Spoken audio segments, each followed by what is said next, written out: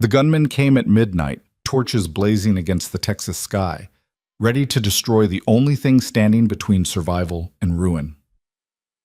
Ethan Caldwell knew this moment would come, the moment when hope would either die in flames or rise from the ashes of fear. But he wasn't alone anymore.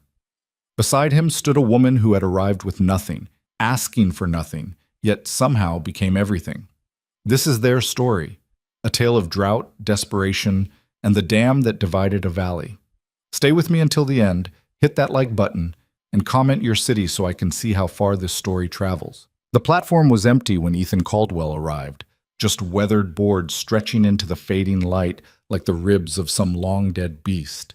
Dust swirled across the tracks, carried by a wind that promised nothing but more of the same. Heat, drought, and the slow death of everything he'd once called home. He pulled his horse to a stop and dismounted, boots hitting hard-packed earth that hadn't seen rain in 4 months.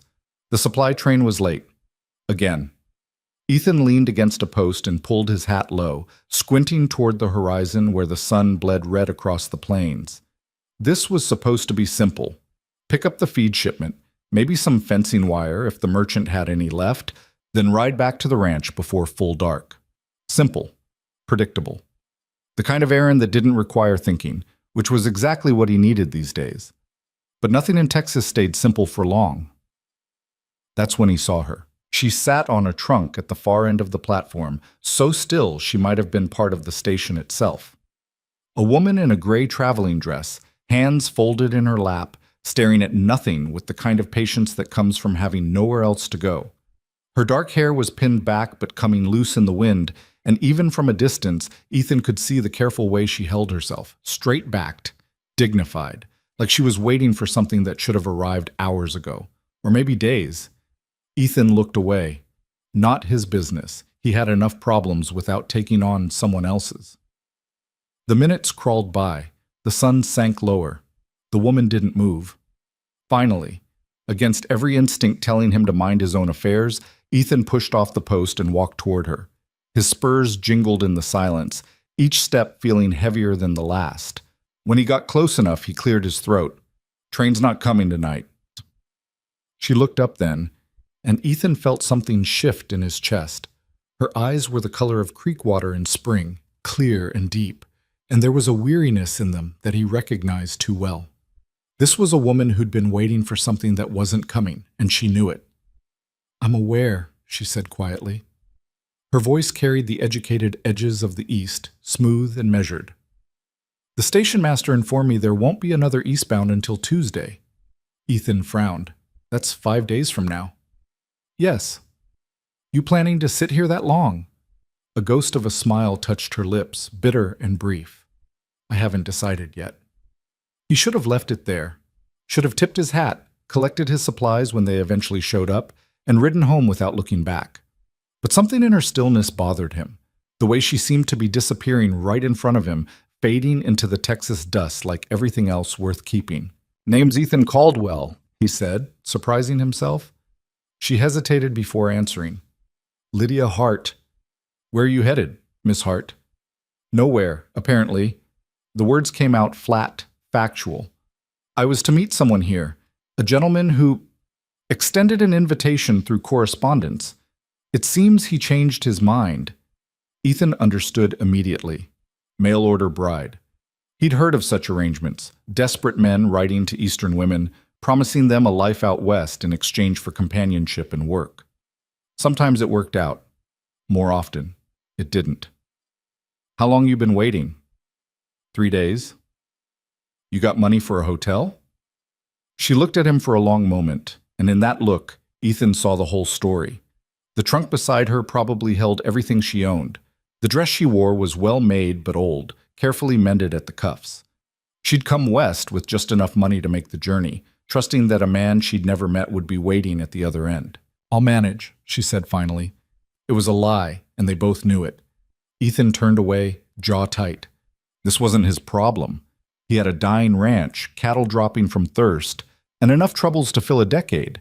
He couldn't afford to take on some stranded woman's burdens just because her betrothed had the good sense to reconsider a bad decision. But as he started walking back toward his horse, Memory hit him like a fist. Sarah, his wife. Their daughter Emma, who would have been 7 this summer. Both gone 2 years now, taken by fever while he was driving cattle to market. He'd come home to graves and silence, to a ranch that felt more like a tomb than a home. He'd buried them on the hill overlooking the creek, back when the creek still had water in it, and something inside him had died right alongside them.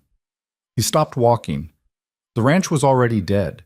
The drought was killing it inch by inch, and there wasn't enough money or water in all of Texas to bring it back. He was barely surviving out there, one man trying to do the work of 3, watching everything his father built crumble into dust. What difference would it make if there were 2 people starving instead of 1? Ethan turned back. "You know anything about ranch work?" Lydia's eyes widened slightly. "I beg your pardon? Cooking, mending, general labor, you capable of any of that?" Yes, I was raised on a farm before." She stopped herself, pride flickering across her face. "Why are you asking?" "Because I need help, and you need a place to stay. I've got a ranch about 2 hours west of here. It's not much. House needs work, land's half dead from drought, but there's a roof and 3 meals a day. You work for your keep, nothing more, nothing less. When the train comes Tuesday, you're free to leave. That suit you?" She stared at him like he'd just offered her the moon. "You don't know me." "No, ma'am, I don't. But I know what it looks like when someone's got nowhere else to go, and I know what it means to watch hope die slowly." He gestured toward the darkening plains. "Out here, we help each other, or we all go under. That's just how it is." Lydia stood slowly, smoothing her dress with shaking hands. She was taller than he'd expected, almost meeting his eye. "What's your name again?" "Ethan Caldwell." "And you're truly offering me employment, room and board in exchange for work?" "That's what I said." "No other expectations?" The question was careful, loaded with all the fears a woman alone had to carry. Ethan met her gaze steadily. "I lost my wife and daughter 2 years back. I'm not looking for anything beyond an honest day's work from someone who needs a place to land. The house has 2 bedrooms. You'll have your own space, and my word that you'll be treated with respect. That's all I'm offering." Something in her shoulders eased, just slightly. "Then I accept, Mr. Caldwell. Thank you." He nodded and picked up her trunk. It was heavier than it looked, stuffed with books by the feel of it. "We should get moving. Don't like riding these roads after full dark." "Of course." His horse, a rangy bay gelding named Cisco, eyed them both with suspicion as Ethan secured the trunk behind the saddle. It took some creative rope work to make it all balance, but he managed. Then came the awkward part. "You ever ridden before?" he asked. "A few times, as a girl." "We'll have to ride double. You'll sit behind me, hold on around my waist. That going to be a problem?" Lydia's cheeks colored slightly, but she shook her head. "Given the alternative is sleeping on a train platform for 5 days, I believe I can manage the impropriety, Mr. Caldwell." Despite everything, Ethan almost smiled. "Fair enough." He mounted first, then reached down to help her up. She took his hand. Her grip was strong, calloused from work, and swung up behind him with more grace than he'd expected. After a moment's hesitation, her arms circled his waist, holding on with careful formality. "Ready?" he asked. "As I'll ever be." Ethan nudged Cisco forward, and they left the empty platform behind, riding west into a landscape painted in shades of orange and shadow.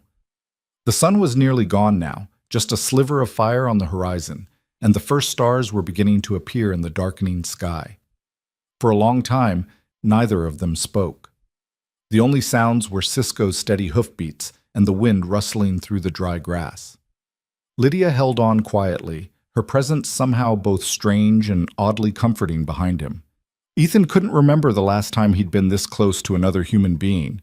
After Sarah died, he'd avoided town, avoided people, avoided anything that might require him to feel something other than the numb ache of grief. But grief, he was learning, had a way of filling every empty space until there was nothing left. "How bad is the drought?" Lydia asked eventually, breaking the silence. "Bad enough? We haven't had rain since February. Wells are running dry all across the valley. I've lost about half my herd already, either to thirst or having to sell them off cheap before they starved." "Is there no other water source, no river or stream?" There's a creek that runs through the north section of my property, but it's been bone dry for months. Comes down from the hills during spring runoff, but this year, he shrugged. This year, there wasn't any runoff to speak of. What will you do if it doesn't rain? Ethan had been asking himself that same question every morning for the past 4 months. Keep going until I can't anymore, I suppose. That's all any of us can do. That's very bleak, Mr. Caldwell. That's Texas, Miss Hart.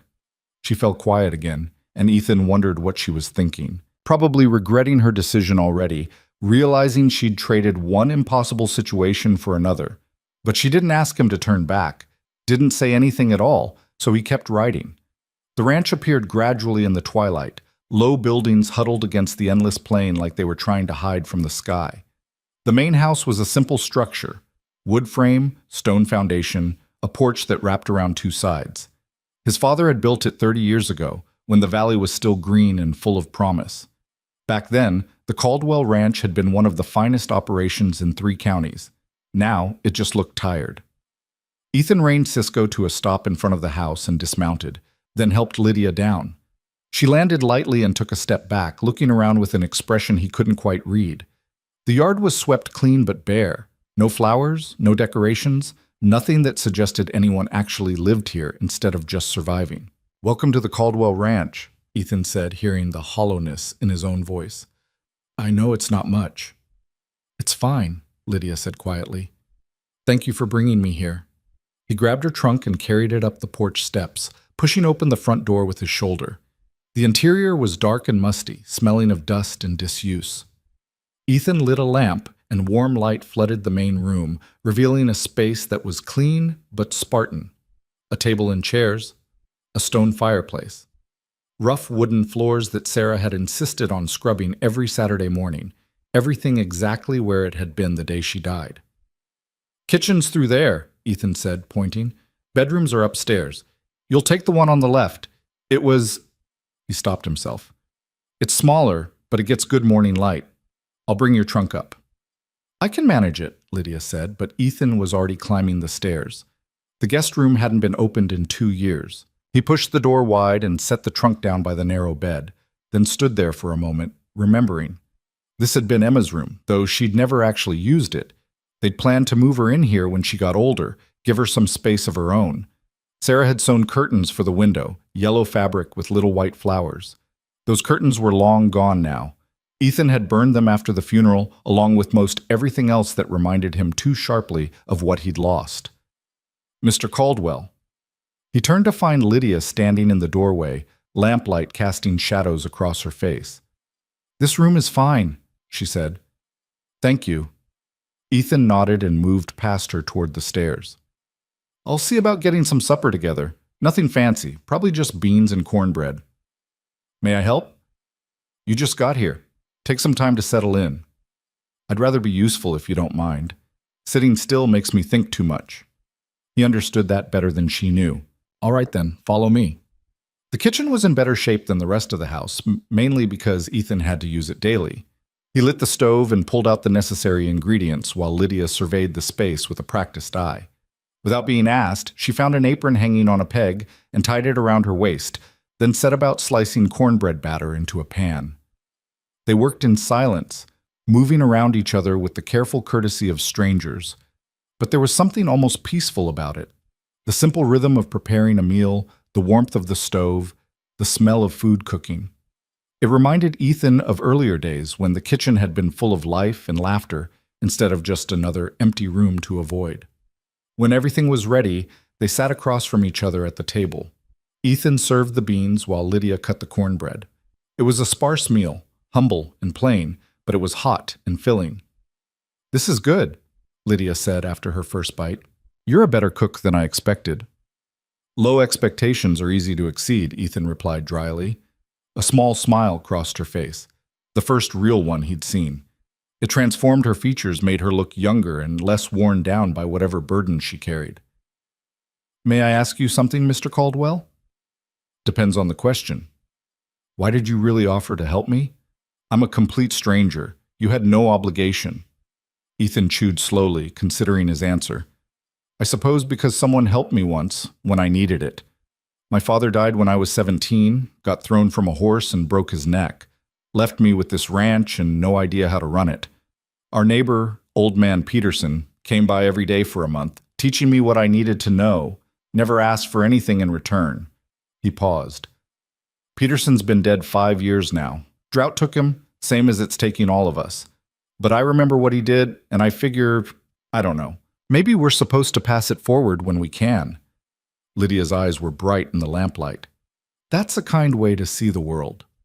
Or a foolish one. Haven't decided yet. Perhaps they're the same thing. They finished eating in companionable quiet. Afterward, Lydia insisted on washing the dishes while Ethan went out to check on the animals. He had maybe 40 head of cattle left, scrawny things that spent their days searching for grass that didn't exist anymore.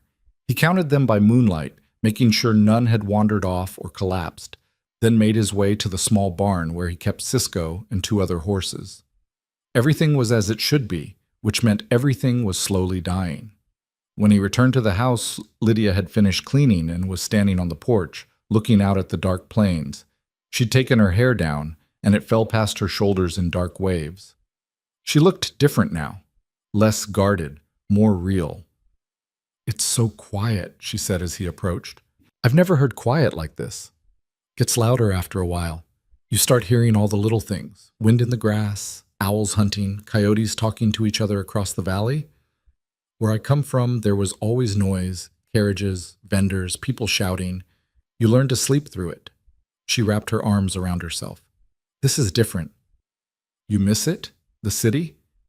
"I miss what I thought my life would be. But that's different from missing the place itself." Ethan leaned against the porch rail, keeping a respectful distance. "What happened, if you don't mind my asking, with the man who was supposed to meet you?" Lydia was quiet for a long moment. When she finally spoke, her voice was carefully neutral. "His name was Thomas Brennan. We corresponded for 6 months. He owned a dry goods store in Redemption, said he was looking for a wife, someone educated who could help with the business. It seemed reasonable, practical." She laughed softly, bitterly. "I should have known better. My aunt warned me that no decent man needs to send away for a bride, but I was desperate to leave Baltimore, and I convinced myself this was an opportunity rather than a mistake." "So what changed his mind?" "I don't know.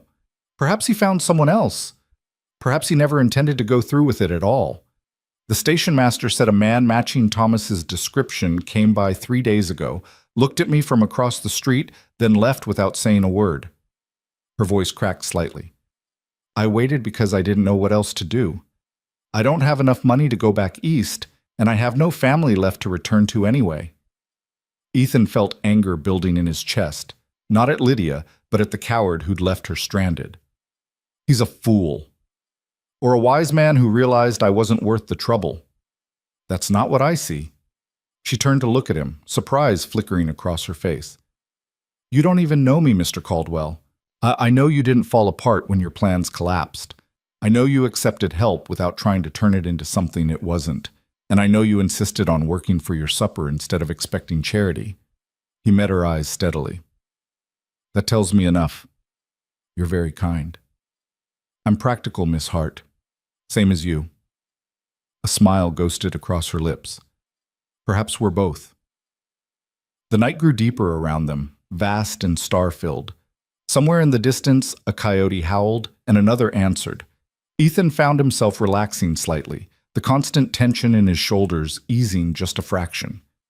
For 2 years, he'd been alone with his grief, and the silence had become suffocating. Having another person here, someone who understood what it meant to lose everything and keep going anyway, felt like a small crack in the wall he'd built around himself. "You should get some rest," he said finally. "Tomorrow will be a long day." "What needs doing?" "Everything. Fences to mend, cattle to check, a dozen other tasks that I've been putting off because there aren't enough hours in the day." He straightened up. "But we'll start slow, let you get your bearings." "I'm not afraid of hard work, Mr. Caldwell. I believe you." He tipped his hat. "Good night, Miss Hart." "Good night." Ethan watched her disappear inside, then stood on the porch a while longer, looking out at his dying ranch. Everything rational told him he'd just made a terrible mistake, taking in a stranger, offering her shelter when he could barely keep himself afloat. It was the kind of decision desperate men made when they'd stopped thinking clearly. But as he finally headed inside and climbed the stairs to his own room, Ethan felt something he hadn't experienced in a long time. Not quite hope. Not yet. But maybe the faintest possibility of it. The days that followed established a rhythm. Ethan woke before dawn, as he always had, and found Lydia already in the kitchen with coffee brewing and breakfast underway. That first morning, he'd tried to tell her she didn't need to rise so early, but she'd given him a look that suggested she wasn't interested in special treatment. "You said honest work for honest pay," she'd reminded him. "That means I work when you work." So they fell into partnership by necessity. Lydia proved to be exactly what she'd claimed: capable, hardworking, and unbothered by the brutal reality of ranch life.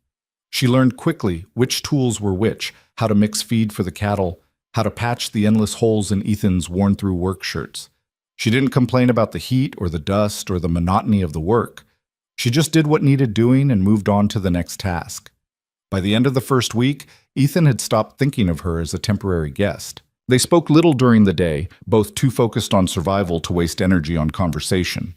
But in the evenings, after supper was finished and the dishes were washed, they would sometimes sit on the porch and talk about small things. Lydia told him about her childhood on a farm in Pennsylvania, about her parents who'd died of cholera when she was 16, about the years she'd spent working as a governess in Baltimore before finally deciding to come west. Ethan shared less, but he listened. And sometimes, when the silence stretched long and comfortable between them, he would mention Sarah or Emma in passing, small memories that didn't hurt quite as much as they used to.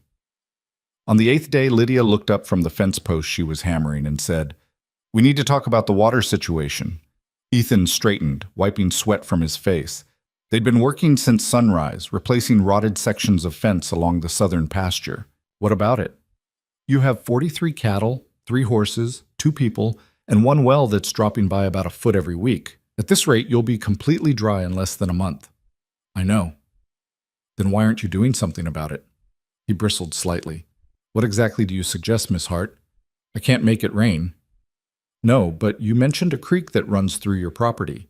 Even if it's dry now, the bedrock must still be there. If we could capture runoff when it does rain, assuming it ever does, we might be able to create a reservoir, something to hold water through the dry spells." Ethan stared at her. "You mean build a dam?" "I mean build something. I don't know the proper terminology, but yes, a dam seems like the logical solution." He shook his head. "That's months of work, maybe longer, and there's no guarantee it would even work. And what's the guarantee if you don't try? That the well runs dry and your cattle die?" Lydia set down her hammer, meeting his eyes directly. "Mr. Caldwell, I've been here just over a week, and I can already see how this ends. You're holding on by your fingernails, hoping something will change before everything falls apart. But hope without action is just another word for surrender." The words hit harder than they should have. Ethan turned away, jaw tight. "You think I haven't thought about it? I know what needs to be done, but I'm one man, and I'm already working myself into the ground just keeping what I have alive. I don't have the time or the energy to take on a project that might not even matter." "Then let me help you make the time." He turned back, surprised. "What?" "We divide the labor differently. You focus on the heavy construction work, the dam. I'll handle everything else, the cattle checks, the fence repairs, the cooking, all of it. I can't do the same physical work you can, but I can take enough off your plate that you can devote your energy to the one thing that might actually save this ranch. That's not fair to you." "Fair?" Lydia laughed, sharp and sudden. "Mr. Caldwell, you saved my life. I was 3 days from starving on a train platform when you offered me a home. Don't talk to me about fair. Let me earn what you've given me." Ethan searched her face, looking for doubt or uncertainty. He found only determination, the same stubborn resolve he'd seen the night they met. This woman who'd lost everything was standing in the middle of a dying ranch, proposing to work herself to exhaustion on a plan that might be completely futile. And somehow, in that moment, she reminded him of Sarah. "All right," he said finally. "We'll try it, but if it doesn't work, then we'll try something else. That's how survival works, isn't it? You keep trying until something finally breaks your way." They shook hands there in the pasture, sealing the agreement. Lydia's grip was firm and warm, calluses rough against his palm. When she pulled away, Ethan felt something shift inside his chest. Not quite hope, but maybe the foundation it might someday be built on. "Where do we start?" Lydia asked. "Well," Ethan said slowly, already beginning to calculate in his head. "First, we need to survey the creek bed, figure out the best place to position a dam. Then we'll need to haul rock, dig foundations, maybe timber if we can afford it." He trailed off, overwhelmed by the scope of it. "One step at a time," Lydia said firmly. "Show me the creek." They rode out together that afternoon, Lydia sitting behind Ethan on Cisco just as she had that first night. But this time there was no awkwardness, no careful formality. They'd worked side by side for over a week, and the strangeness between them had worn away like water-smoothing stone. The dry creek bed cut through the northern section of the property, a winding scar in the earth that showed where water used to flow. Ethan dismounted and walked along it, Lydia following close behind. The soil here was different, darker, richer, evidence of years when the creek had run full and strong. "Here," he said, stopping at a natural narrows where the banks rose steep on either side. "This is where my father always talked about building a dam. The geography's right for it. Good foundation on both sides, not too wide to span." Lydia knelt and scooped up a handful of earth, letting it run through her fingers. How much water would it hold? If we built it right, enough to keep the herd through a long dry spell. Maybe enough to irrigate some of the pasture too, get grass growing again. He looked up at the empty sky. Of course, that all depends on getting rain in the first place. "It will rain eventually, it always does." Tell that to the ranchers who went under last summer. "I'm telling you, Mr. Caldwell, it will rain, and when it does, you need to be ready to catch every drop." Her certainty was almost convincing. Ethan walked the length of the proposed dam site, measuring distances in his head, calculating how much material they'd need. It was ambitious, probably impossible for two people to accomplish alone. But Lydia was right about one thing. Doing nothing was just a slower form of dying. "We'll start tomorrow," he said. "First light." They began the next morning by marking out the foundations. Ethan drove stakes into the ground while Lydia ran string between them, creating a rough outline of where the dam would eventually stand. Then came the backbreaking work of hauling rock from the surrounding hills. The ranch didn't have a proper wagon, so they made do with what they had. Ethan loading the horse-drawn sledge while Lydia sorted stones by size, separating ones suitable for the foundation from smaller pieces that could fill gaps. It was slow, exhausting work. By the end of the first day, they'd moved maybe 2 tons of rock, and the foundation site looked barely touched. "At this rate," Ethan said, wiping blood from his torn hands, "we'll be done sometime next year." "Then we'll be done next year," Lydia replied. She looked as exhausted as he felt, her dress dusty and sweat-stained, but her eyes were bright. "Progress is progress, Mr. Caldwell." They fell into a new rhythm. Ethan worked the dam site from dawn until mid-afternoon, then switched to ranch maintenance for the rest of the day. Lydia did everything else, checking cattle, mending fences, preparing meals, maintaining the house. She rose before him and worked past sundown, moving through tasks with methodical efficiency. On the 10th day, Ethan came back from the dam site to find her in the barn, struggling to reseat a wagon wheel that had come loose. "Let me help," he said, reaching for the heavy wheel. "I can manage." "I know you can, but you don't have to." Together they lifted the wheel back into place and secured it. Lydia stepped back, flexing her sore hands. "Thank you," she said quietly. "Thank you for all of this." Ethan gestured around the barn, which she'd somehow found time to organize and clean. "You're doing the work of 3 people. So are you." "I'm used to it." "Then I'll get used to it too." That night, Lydia didn't come down for supper. Ethan found her asleep in the guest room, still in her work clothes, too exhausted to even undress. He stood in the doorway for a moment, watching her breathe, feeling a complicated mix of gratitude and guilt.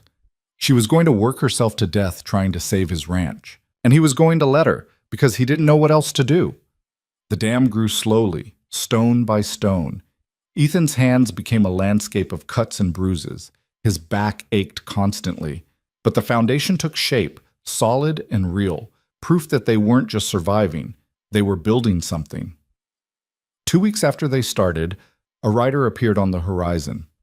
Ethan straightened from his work, shading his eyes against the afternoon sun. The rider was well dressed, sitting easy in an expensive saddle, moving with the confidence of someone who owned everything he surveyed, which, in this valley, wasn't far from the truth. Victor Kessler. The land baron reined his horse to a stop at the edge of the construction site and looked down at Ethan with the expression of a man examining something mildly distasteful. "Caldwell," he said.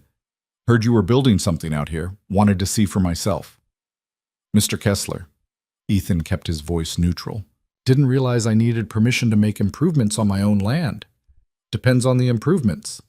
Kessler dismounted, moving with deliberate slowness. He was in his 50s, gray-haired and well-fed, with the kind of soft hands that came from years of letting other people do the hard work. "That's going to be a dam, I take it?" "That's the plan." "For catching runoff from the hills?" "If it ever rains, yes." Kessler walked along the foundation line, studying it with narrowed eyes. "You realize that water flows down through my property downstream, don't you?" "The creek runs through my land first. Have for 3 generations." "True. But historically, whatever water came through here continued south to my rangeland. My cattle depend on that runoff. So does half the valley." He turned to face Ethan directly. "You build this dam, you're stealing water that rightfully belongs to everyone else." "I'm not stealing anything. I'm capturing rain that falls on my property." "Rain that would otherwise flow downstream." Kessler's voice hardened. "I'm trying to be neighborly about this, Caldwell, but I can't let you dam up the only water source for miles around. It's not just my ranch at stake. It's every operation in this valley." "Then maybe those other ranches should have built their own dams instead of waiting for someone else to solve their problems. Or maybe you should accept reality. This ranch is finished. You're down to what, 40 head? Your well's going dry, your pastures are dead, and you're months away from bankruptcy. The smart move is to sell while you still can, take whatever money you can get, and start over somewhere else." Ethan felt his temper rising, but kept it leashed. "Not interested in selling, Mr. Kessler. I'm offering you a way out. More money than this dying operation is worth, certainly more than you'll get when the bank forecloses." "Said I'm not interested." Kessler's expression went cold. "Then you're a fool. You can't win this fight, Caldwell. If you build that dam, I'll have the county shut you down for water theft. If you refuse to sell, I'll wait until you go under and buy the place from the bank for a fraction of what I'm offering now. Either way, this land ends up in my hands. The only question is how much you suffer before you accept the inevitable." "Get off my property." "I'm trying to help you." "No, you're trying to scare me into giving up so you can expand your empire without paying full price. I know how you operate, Kessler. I've seen what happens to the ranches you acquire, stripped for timber, overgrazed until the land's worthless, then abandoned." Ethan stepped closer, meeting the older man's eyes. "My father built this place. My wife and daughter are buried on that hill. You think I'm going to hand it over to a vulture like you just because times are hard? You don't know me at all." For a long moment, Kessler stared at him, measuring. Then he smiled, a cold, humorless expression. "I know you better than you think, Caldwell. I know you're desperate, and desperate men make mistakes."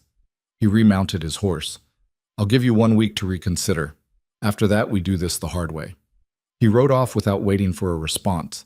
Ethan stood watching him go, anger and fear warring in his chest. Kessler wasn't bluffing. The man had enough money and influence to make his threats real, and he'd crushed plenty of stubborn ranchers before. But Ethan couldn't afford to back down. Not now, not when he'd finally found something worth fighting for again. "Who was that?" He turned to find Lydia approaching from the direction of the house, a water canteen in one hand. "Trouble," Ethan said. "Name's Victor Kessler. Owns about half the land in this valley and wants the other half." "What did he want?" "For me to stop building the dam. Says I'm stealing water that belongs to everyone downstream." Lydia's eyes narrowed. "Is that true?" "Legally? I don't know. The creek runs through my property before it reaches his, so I figure I have rights to it. But if I dam it up, less water flows south." He's not completely wrong. Ethan kicked at a loose stone. "Of course, if the creek stays dry, there's no water for anybody anyway, so really, I'm trying to save something instead of watching it all die." "Will he try to stop you?" "He'll try. Whether he succeeds," Ethan shrugged. That depends on a lot of things. Lydia was quiet for a moment, looking at the half-built foundation. We should work faster. We're already working as fast as we can. Then we work smarter. Are there others in the valley who might help? Other ranchers who understand what you're doing? Maybe. Most folks are too busy trying to survive to worry about their neighbors. And Kessler has enough influence that people think twice before crossing him. But not everyone is afraid of him. No, Ethan admitted. Not everyone. Then we find those people. We explain what we're building and why. We show them that you're not trying to steal water. You're trying to create a reserve that could save multiple ranches if it works. She met his eyes. You can't do this alone, Mr. Caldwell. None of us can. That's the whole point. Ethan wanted to argue, wanted to insist that asking for help was the same as admitting weakness. But he'd seen enough of Lydia's determination to know she was right. Pride wouldn't save his ranch, but community might. All right, he said, we'll talk to people, see if anyone's willing to listen. Good. Lydia handed him the canteen. Drink. You look like you're about to collapse. He drank, the water warm but welcome. When he lowered the canteen, Lydia was still watching him with that steady, evaluating gaze she had, like she was taking his measure and deciding whether he was worth the effort she was investing. What? He asked. I was just thinking, she said slowly, that you're either the bravest man I've ever met or the most stubborn. Probably just stubborn. I think it's both. She smiled then, small but genuine. Either way, I'm glad I ended up here instead of wherever I was supposed to be. Something warm uncurled in Ethan's chest. Me too, Miss Hart. Me too. They stood together in the fading light, surrounded by stone and dust and the fragile promise of something that might become hope if they worked hard enough and got lucky enough. And for the first time in 2 years, Ethan Caldwell thought maybe, just maybe, the future didn't have to be nothing but loss. Maybe it could be something worth building. The town of Redemption sat in the valley like a collection of sun-bleached bones, its main street a ribbon of dust cutting between false-fronted buildings that had seen better days. Ethan rode in with Lydia behind him on the third morning after Kessler's visit, both of them quiet with the weight of what they were about to attempt. "You're sure about this?" he asked as they approached the livery stable. "No," Lydia admitted, "but neither of us has a better idea." They dismounted in front of Morrison's General Store, the largest building on the street and the de facto gathering place for ranchers who came to town for supplies. Ethan tied Cisco to the rail and helped Lydia down, acutely aware of the eyes watching them from storefronts and windows. In a town this small, a strange woman arriving with Ethan Caldwell was news worth spreading. "Let me do the talking at first," he said quietly. "Some of these folks can be particular about who they listen to." Lydia's expression suggested she understood exactly what he meant. Of course!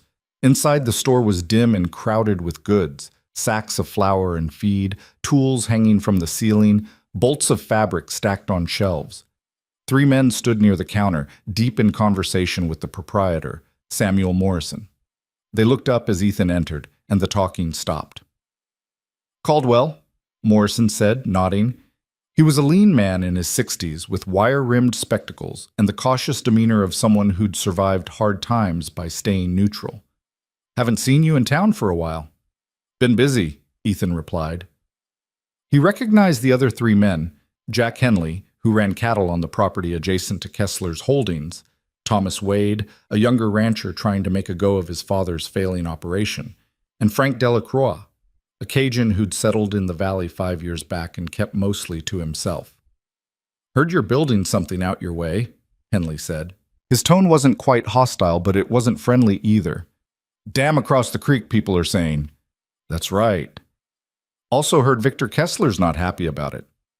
"Victor Kessler can go to hell," Ethan said flatly.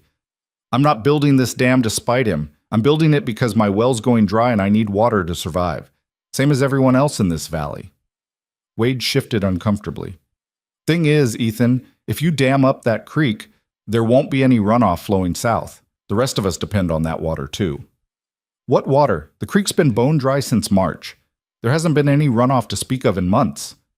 "But when it rains," Ethan interrupted, My dam will catch what falls on my property and keep it from just running off into the ground downstream. You think Kessler's getting any use from that water now? It soaks into his land for maybe a day after a storm, then it's gone. Wasted. At least with a reservoir, we'd have something to draw from during dry spells. We? Delacroix spoke for the first time, his accent thick and musical. This dam, it helps more than just you. It could. If we build it right and manage it smart, there'd be enough water to share. Not charity, trade.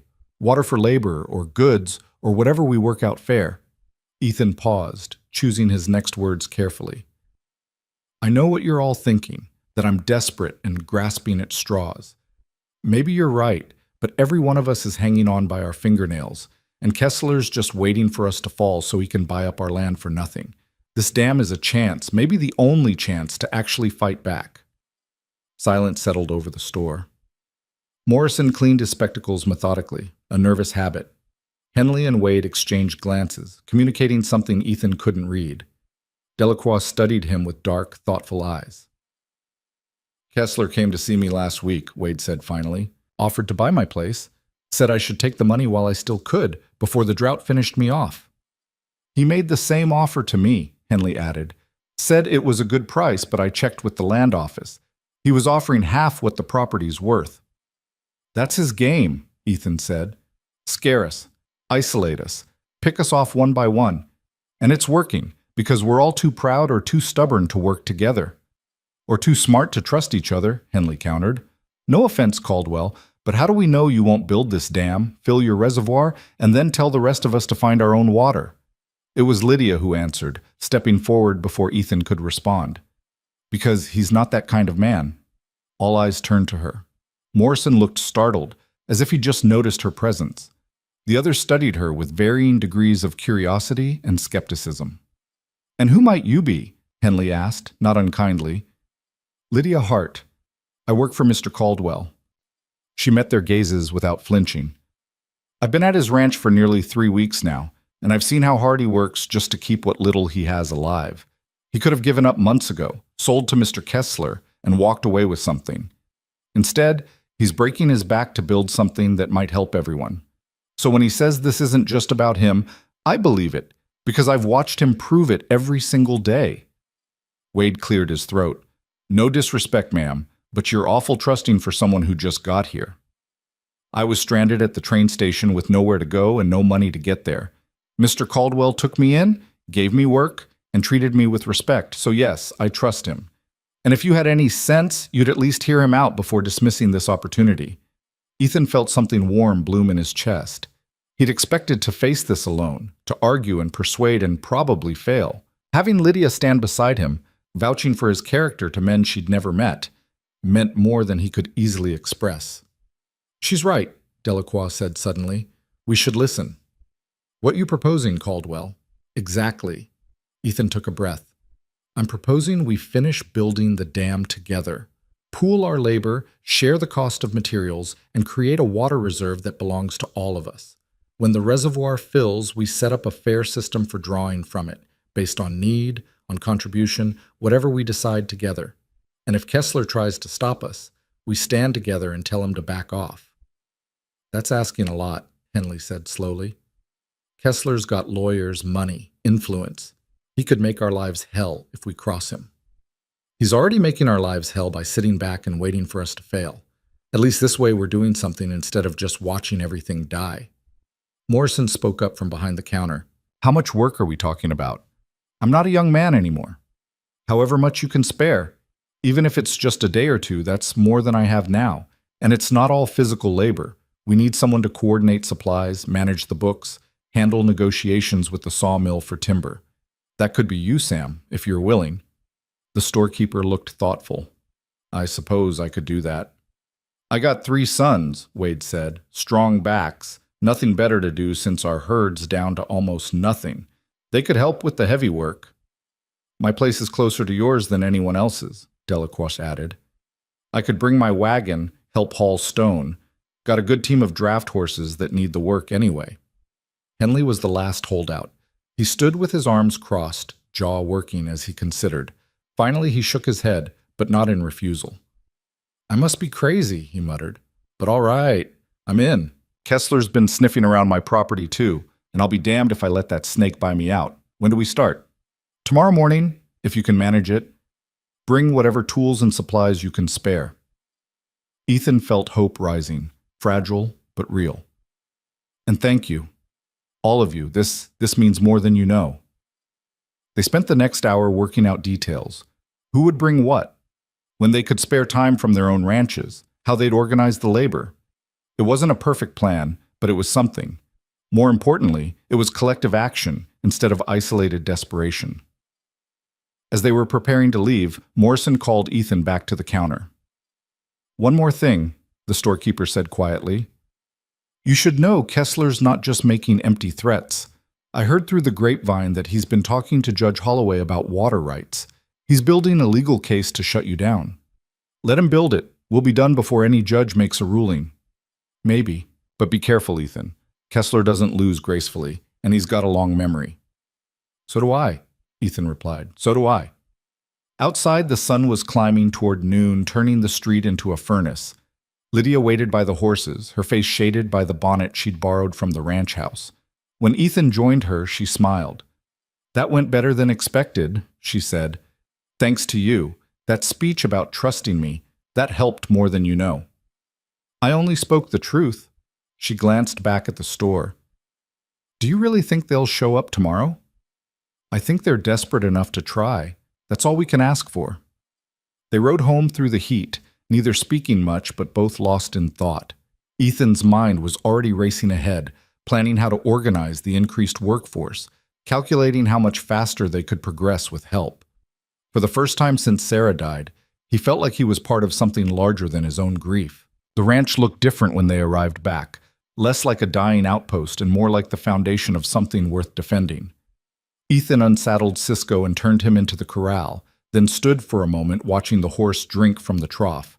The water level was noticeably lower than it had been that morning. How much longer? Lydia asked, following his gaze. For the well? 2 weeks, maybe 3. After that, he shrugged, we'll be hauling water from town, I suppose, or we'll be done. Then we'd better make those 2 weeks count. They worked through the afternoon with renewed urgency, Ethan continuing to build up the foundation while Lydia checked the fence line and brought the cattle closer to the house where she could keep an eye on them. When evening came, they ate a simple supper of beans and cornbread, both too tired for much conversation. But later, as the stars emerged and the temperature finally dropped below unbearable, they found themselves on the porch again. It had become their ritual, this quiet time after the work was done, when they could just exist without the constant pressure of survival. Tell me about your wife, Lydia said suddenly. Ethan tensed. He'd mentioned Sarah in passing, but he'd never really talked about her, about who she'd been, what they'd meant to each other. It felt dangerous, like opening a wound that had barely started to scar over. Why? He asked, not unkindly. Because you carry her with you everywhere. I can see it in the way you move through the house, like you're trying not to disturb something. And I think maybe it would help to remember her as a person instead of a ghost. For a long time, Ethan didn't answer. He stared out at the dark plains, wrestling with instincts that told him to deflect, to change the subject, to protect himself from the pain of remembering. But Lydia had earned honesty. Her name was Sarah Merchant before we married, he said finally. Daughter of the minister in Redemption, prettiest girl I'd ever seen, and smart enough to know she could do better than a struggling rancher's son. But she married me anyway, said she didn't care about better. She cared about real. He smiled slightly, lost in memory. She made this place a home, planted flowers around the porch, sewed curtains for every window, sang while she cooked. And when Emma was born, I thought my life was complete. I had everything a man could want. What happened? Fever. Came on sudden while I was away on a cattle drive. By the time I got back, they were both gone. His voice roughened. I buried them on the hill where Sarah used to sit and watch the sunset. Then I came back to this house and, I don't know, died a little bit myself, I suppose. Lydia was quiet for a moment. I'm sorry. So am I. But you're still here, still fighting. I don't know if it's fighting or just stubbornness. Maybe there's no difference. There is, Lydia said firmly. Fighting means you believe there's something worth winning. Stubbornness is just refusing to accept defeat. What you're doing now, building that dam, bringing people together, that's not stubborn. That's hope. Is it? Ethan turned to look at her. Because most days it feels like I'm just going through the motions, trying to prove something to ghosts who don't care anymore. Maybe. Or maybe you're proving it to yourself. She met his eyes in the starlight. That you're still alive. That you're still capable of building instead of just surviving. That the future doesn't have to look like the past. Her words hit deeper than he expected.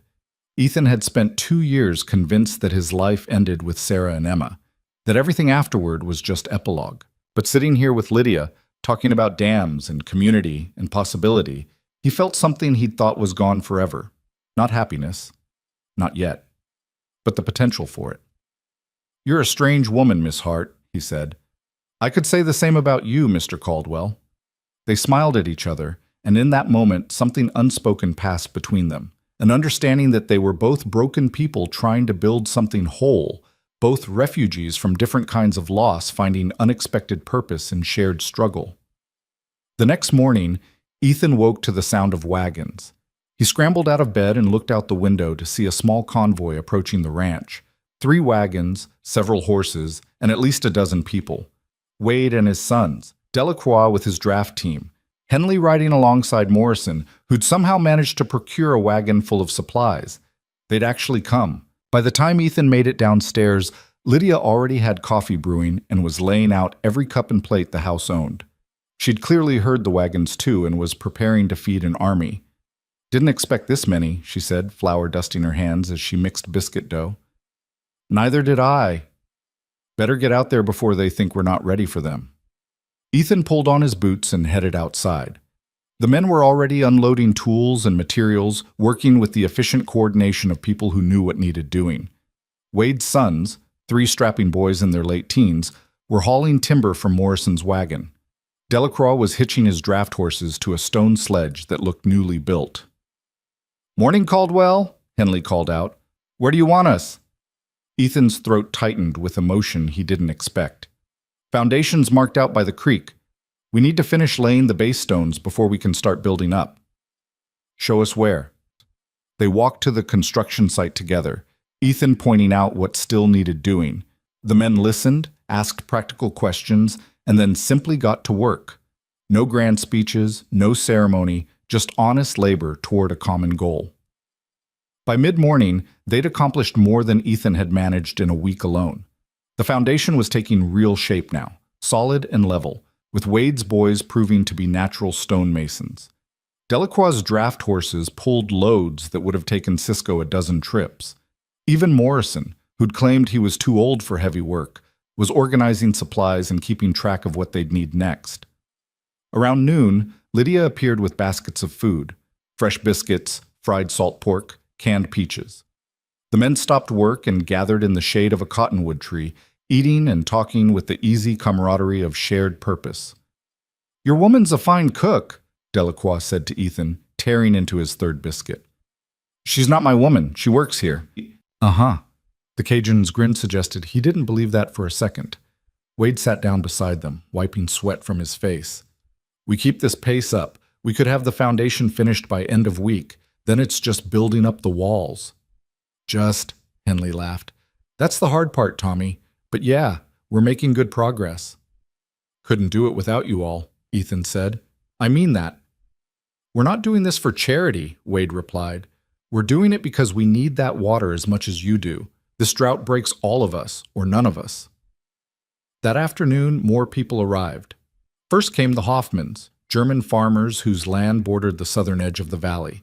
They brought their 2 teenage daughters and a wagon full of food, announcing they couldn't help with construction, but they could make sure everyone was fed. Then came the Martinez family, who ran sheep instead of cattle and spoke more Spanish than English, but who understood the universal language of drought and desperation. By sunset, there were nearly 30 people working on or around the dam site. It was chaotic, sometimes inefficient, but it was undeniably alive. The ranch that had been silent for 2 years now rang with voices, laughter, the sound of hammers and saws and human cooperation. Ethan stood watching it all, feeling overwhelmed. "Quite a sight," Lydia said, appearing at his elbow. "I never expected this." People help when they see someone actually trying instead of just complaining. You gave them something to believe in. I gave them a half-built pile of rocks. You gave them hope. That's worth more than you know. That night, most of the workers returned to their own ranches, but the Wades and Delacroix stayed, setting up bedrolls in the barn. The Hoffman women insisted on cleaning the kitchen, while Lydia tried to convince them it wasn't necessary. The ranch felt full again, alive with the kind of energy Ethan had forgotten could exist. He found Lydia later, sitting on the porch steps and staring at the stars. "You all right?" he asked. "Just thinking. A month ago, I was in Baltimore, planning a life with a man I'd never met. Now I'm here feeding 30 people and helping build a dam in the middle of Texas. It's strange how quickly everything can change." "You regret it?" "Not even a little bit." She looked up at him, eyes reflecting starlight. "For the first time in years, I feel like I'm doing something that matters, like I'm part of something real." Ethan sat down beside her. "Thank you for everything you've done. I couldn't have made this happen without you." "Yes, you could have, but it would have taken longer and been much lonelier." They sat in comfortable silence, listening to the distant murmur of voices from the barn and the endless whisper of wind across the plains. Tomorrow they'd wake up and work until exhaustion took them. The day after that, the same. And the day after that. But tonight, surrounded by community and purpose, Ethan allowed himself to believe that maybe, just maybe, they were going to make it. The days blurred together after that, each one a repetition of backbreaking labor punctuated by small victories. The foundation was finished in 4 days instead of the projected 7. The walls began rising, stone fitted to stone with mud mortar mixed from creek-bed clay. Delacroix proved to be a master at dry stack construction, teaching the others how to select and place rocks so they'd lock together without needing much mortar at all. But progress brought attention. On the 6th day, a man Ethan didn't recognize rode up to the construction site. He wore a suit despite the heat and carried himself with the officious bearing of someone used to being obeyed. "Which one of you is Caldwell?" he called out. Ethan straightened from his work. "That'd be me. Name's Curtis Webb. I'm an attorney representing Mr. Victor Kessler." He pulled a folded document from his jacket. "I've been instructed to deliver this cease and desist order regarding illegal construction on waterways." "There's nothing illegal about what we're doing," Ethan said, not taking the document. "That's for a court to decide. This order demands you stop all construction immediately pending a hearing on water rights and property law. If you continue building, Mr. Kessler will pursue legal action, including but not limited to fines, property seizure, and criminal charges for water theft." The work site had gone quiet. Everyone was watching now, waiting to see how Ethan would respond. "Tell Kessler he can take his cease and desist and—" "I'll take it," Morrison interrupted, stepping forward. The storekeeper accepted the document and scanned it quickly. "This is filed in county court?" "That's correct." "And when's the hearing scheduled?" 3 weeks from today." Morrison folded the paper carefully. "Then we'll see you in court, Mr. Webb.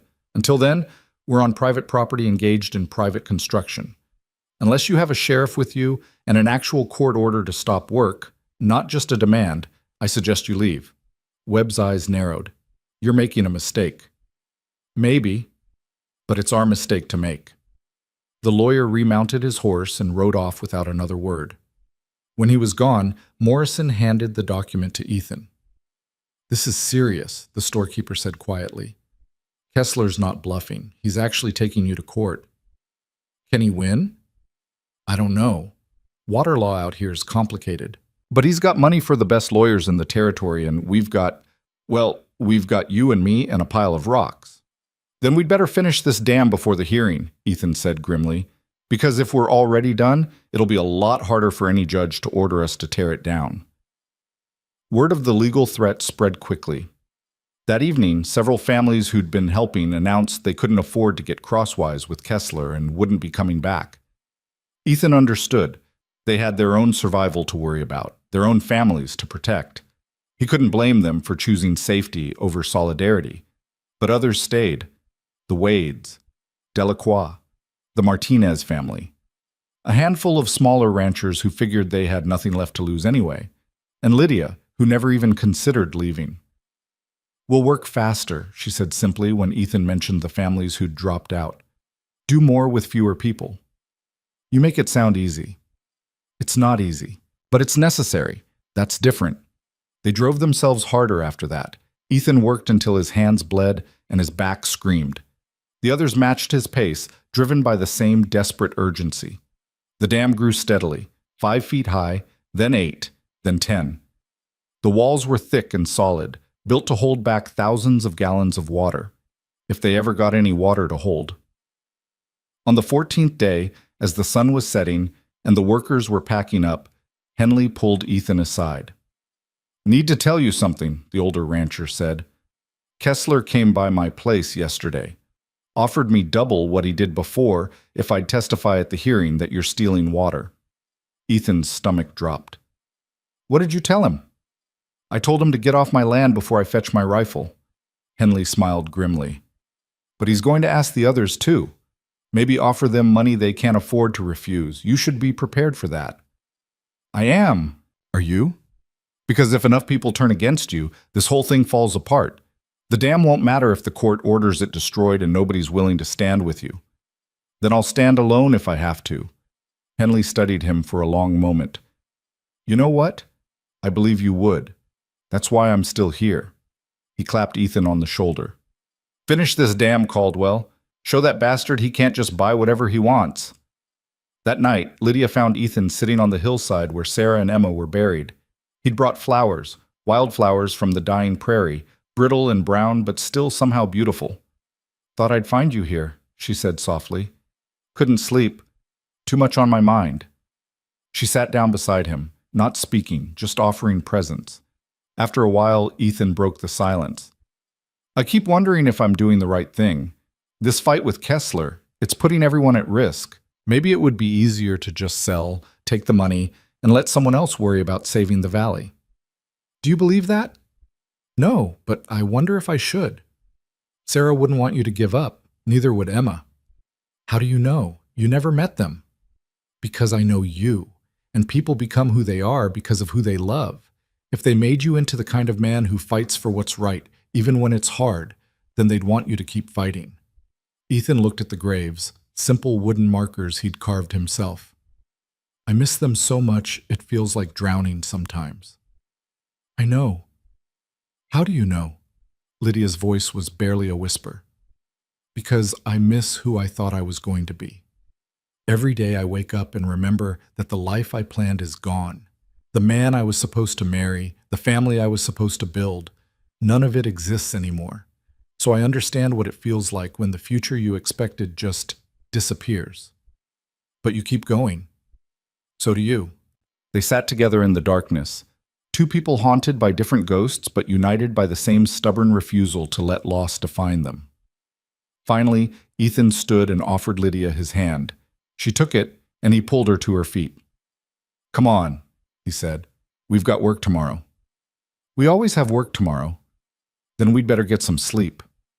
They walked back to the house together, and for the first time since Sarah died, Ethan felt like he was walking towards something instead of just away from the past. The dam was 15 feet high and nearly complete when the riders came. It was well past midnight when Ethan woke to the sound of horses and the smell of smoke. He scrambled out of bed and looked out the window to see torches moving in the darkness, heading toward the dam site. His blood turned to ice. He grabbed his rifle from beside the door and ran downstairs, finding Lydia already up and dressed, fear stark on her face. "How many?" she asked.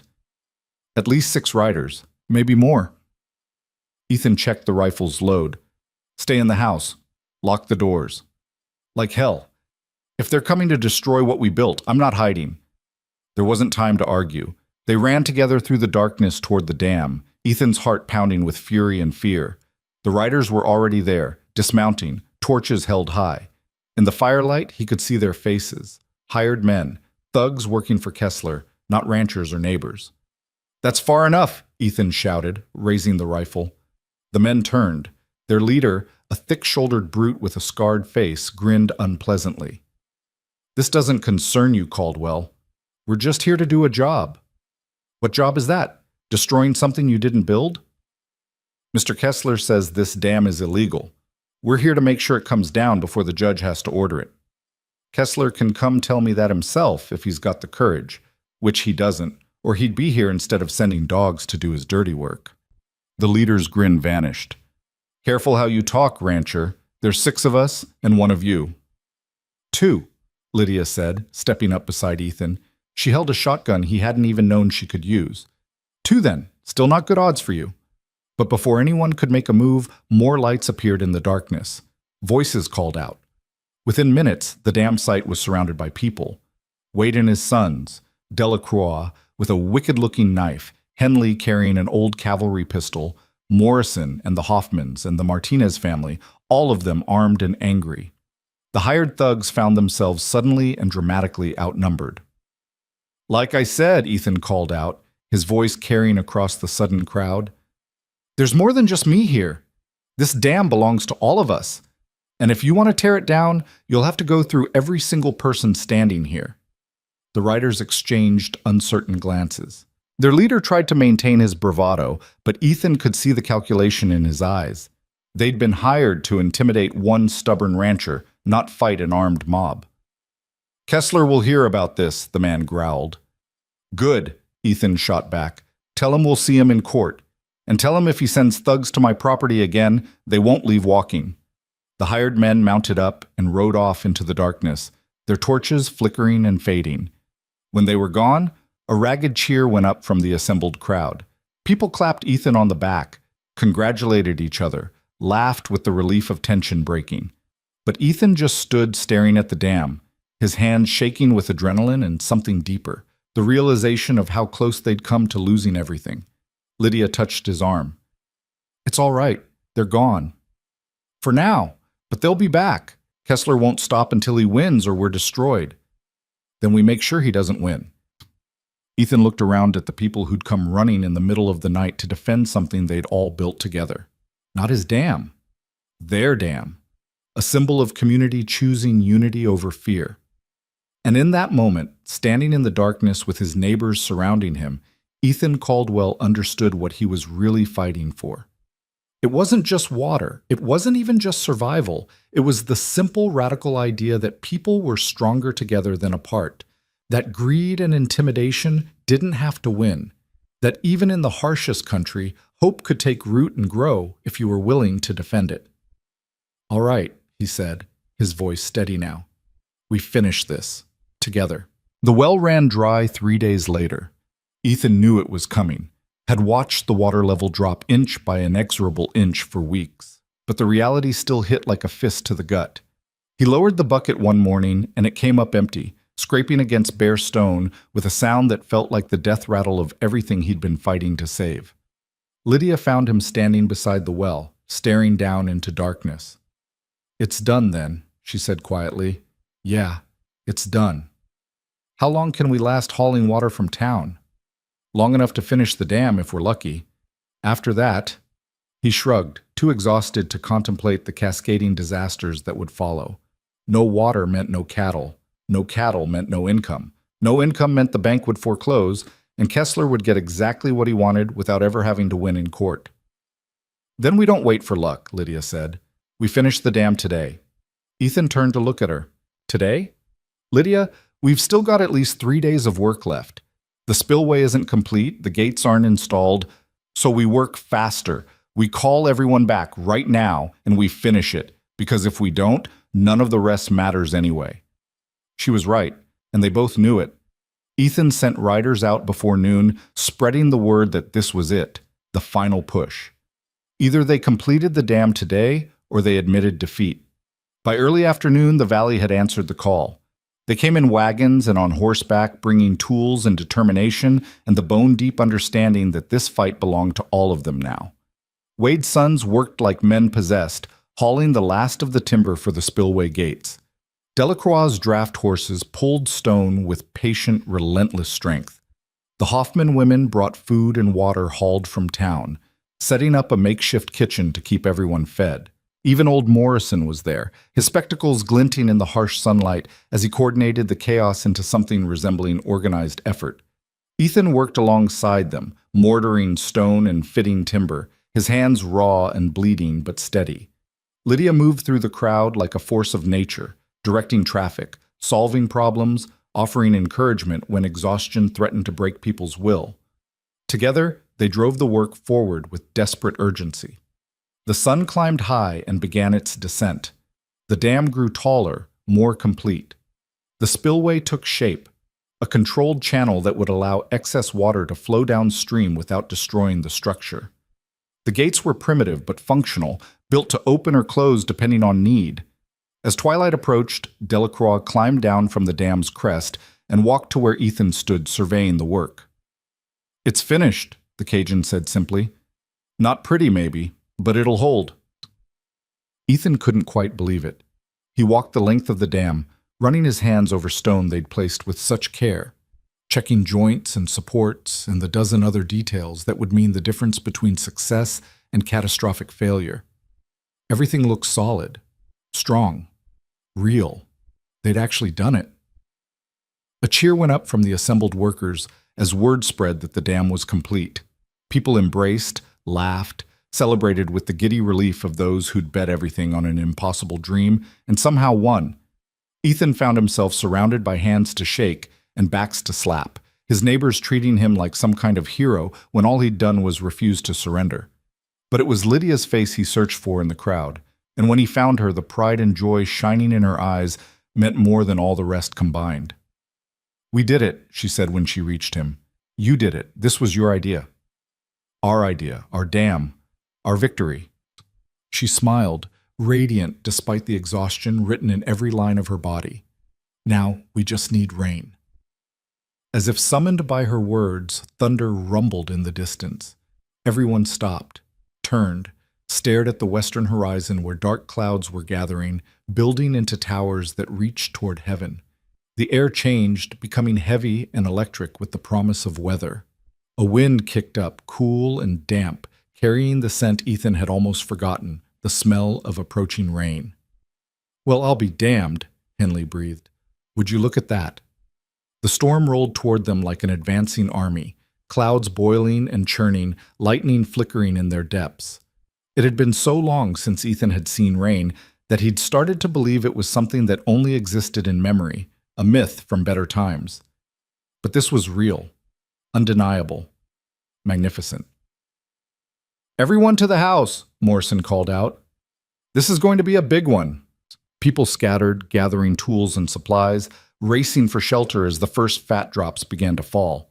Ethan stood frozen, face turned upward, feeling rain strike his skin like a benediction. Beside him, Lydia laughed, a sound of pure, unrestrained joy, and grabbed his hand. "Come on," she shouted over the rising wind, "before we get soaked." They ran together toward the ranch house, the storm breaking fully as they reached the porch. Rain came down in sheets, transforming the parched landscape into a blur of water and noise. People crowded into the house and barn, dripping and grinning, watching through windows as the deluge hammered the earth. Ethan pushed back outside, unable to stay inside while this miracle unfolded. He walked to the edge of the porch and just stood there, letting rain soak through his clothes, feeling it run down his face and neck. This was salvation falling from the sky. This was hope made tangible. This was everything they'd been fighting for. Lydia joined him, equally soaked, equally transfixed. "The dam," she said. "Will it hold?" Only one way to find out. They walked through the downpour toward the creek bed, joined by Wade and Delacroix and a handful of others too invested to stay away. The dry channel was already running with water, a trickle at first but growing rapidly as runoff poured down from the hills. By the time they reached the dam, the trickle had become a stream, and the stream was becoming a river. Water struck the dam with building force, pooling behind the barrier they'd constructed, testing every joint and support. Ethan held his breath, watching for cracks, for weaknesses, for any sign that their work would fail under the pressure. But the dam held. Water rose steadily behind it, filling the basin they'd created, spreading out into a growing reservoir. The spillway channeled the excess around the structure exactly as designed, preventing overflow while still allowing water to continue downstream. It was working. Against all odds, despite every obstacle and enemy, it was actually working. "Look at that," Wade said, his voice thick with emotion. "We really did build something that matters." They stood in the rain and watched the reservoir fill, watched water return to land that had been dying of thirst. It felt like witnessing a resurrection, like watching the valley itself come back to life. And maybe it was. Maybe this dam and this storm and this community of stubborn people refusing to quit was exactly the miracle they'd needed all along. The rain continued through the night and into the next day. By the second morning, the reservoir was full to capacity, a shimmering expanse of water where there had been only dust and despair. Cattle that had been gaunt and listless came down to drink, their bellies filling for the first time in months. The parched earth drank deep, and green shoots began appearing almost immediately, grass responding to the gift of moisture with desperate speed. The valley was transforming before their eyes. But not everyone was celebrating. The morning after the storm broke, a writer came from town with news that Victor Kessler was demanding an emergency hearing with the judge. He was claiming that the dam had illegally diverted water, that ranches downstream were being denied their rightful share, and that Ethan Caldwell should be arrested for theft and destruction of property. "It's all lies," Morrison said, reading the summons that had been delivered. "We measured the spillway output ourselves. More water is flowing downstream now than ever reached Kessler's land when the creek ran dry. He's just angry that you succeeded." "Doesn't matter if it's lies," Ethan replied. "What matters is whether the judge believes him.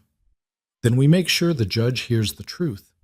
Everyone who helped build this dam, everyone who benefits from it, we all show up at that hearing and we tell our stories."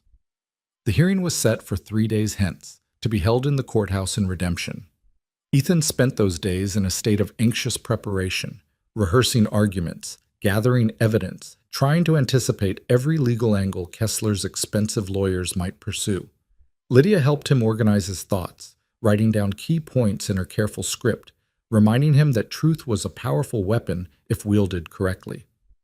On the morning of the hearing, they rode into town together, Ethan in his one good suit that Sarah had insisted he buy for their wedding, Lydia in a simple gray dress that somehow made her look both dignified and formidable. Behind them came a procession of wagons and riders, every family who'd worked on the dam, every rancher who'd staked their future on this desperate gamble. The courthouse was packed.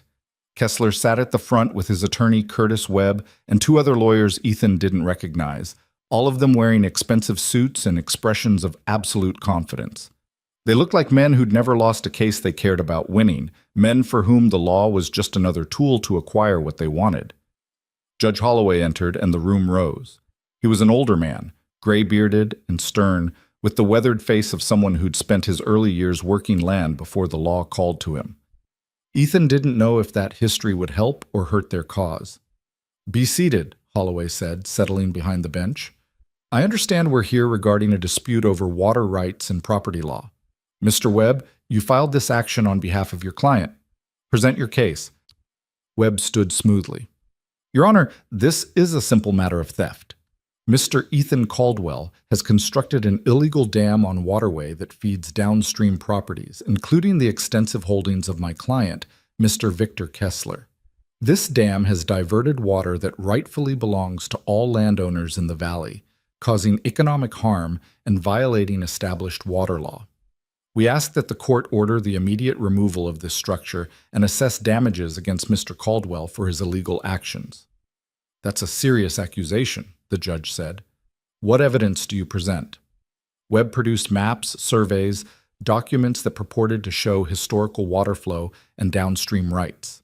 He spoke eloquently about the tragedy of the commons, about how one man's greed could destroy resources that belonged to everyone. He painted Ethan as a desperate, reckless individual willing to destroy his neighbors to save himself. It was a masterful performance, and Ethan felt his stomach sinking as he watched the judge's expression remain neutral and unreadable. When Webb finished, Holloway turned to Ethan. "Mr. Caldwell, you're representing yourself in this matter?" "Yes, Your Honor. Can't afford fancy lawyers to make lies sound pretty." A few chuckles rippled through the gallery. The judge's mouth twitched, but he didn't smile. Then present your defense. Ethan stood, his heart pounding. He'd never been comfortable with public speaking, had always preferred letting his actions speak for themselves. But this was different. This was fighting for survival, with words instead of work, and he had to find a way to make the truth sound as convincing as Kessler's expensive falsehoods. Your Honor, everything Mr. Webb just said was technically true, but completely misleading. Yes, I built a dam. Yes, it's on a creek that runs through my property and continues downstream. But what he didn't tell you is that creek has been bone dry since March. There was no water flowing to anyone, not to me, not to Kessler, not to anybody. The drought killed it. He pulled out his own simple maps, hand-drawn but accurate. What the dam does is catch runoff when it rains, water that would otherwise soak into the ground and disappear. It creates a reservoir that we can manage and share during dry times. And here's the important part. Our spillway is designed to send water downstream. We're not hoarding it. We're making sure it doesn't just vanish. That's a convenient claim, Webb interjected. How do we know you'll actually share this water instead of keeping it all for yourself? Before Ethan could answer, Morrison stood up in the gallery. Because we built it together, that's how. This wasn't one man's project. It was the whole valley working together. One by one, others rose. Wade, Delacroix, Henley, the Hoffmans and the Martinez family. A dozen more ranchers and farmers, all standing in solidarity. We all contributed labor and materials, Wade called out. My sons worked on that dam for 2 weeks straight. You think we'd do that if we thought Caldwell was just going to steal our water? Holloway banged his gavel. Order. I'll hear testimony from witnesses properly, not as a mob. Mr. Caldwell, do you have witnesses you'd like to call? Yes, Your Honor. I'd like to call Lydia Hart to testify. Lydia rose and walked to the witness chair with quiet dignity. She placed her hand on the Bible, swore her oath, and sat down with her hands folded calmly in her lap. Miss Hart, Ethan said, can you tell the court what you've observed regarding the dam and water usage? I can do better than that, Lydia replied. I can tell you why it matters. She turned to address the judge directly. Your Honor, I've been working at Mr. Caldwell's ranch for over a month now. In that time, I've seen him work himself nearly to death trying to save not just his own property, but this entire valley. He could have sold to Mr. Kessler months ago and walked away with money in his pocket. Instead, he chose to fight, and when he realized he couldn't win alone, he brought people together. That's very touching, Webb said dryly, but it doesn't address the legal question of water rights. Doesn't it? Lydia's eyes flashed. The legal question here isn't really about water at all. It's about whether one wealthy man gets to dictate terms to everyone else, or whether a community has the right to work together for their mutual survival. Mr. Kessler didn't care about this valley when the drought was killing everyone's cattle.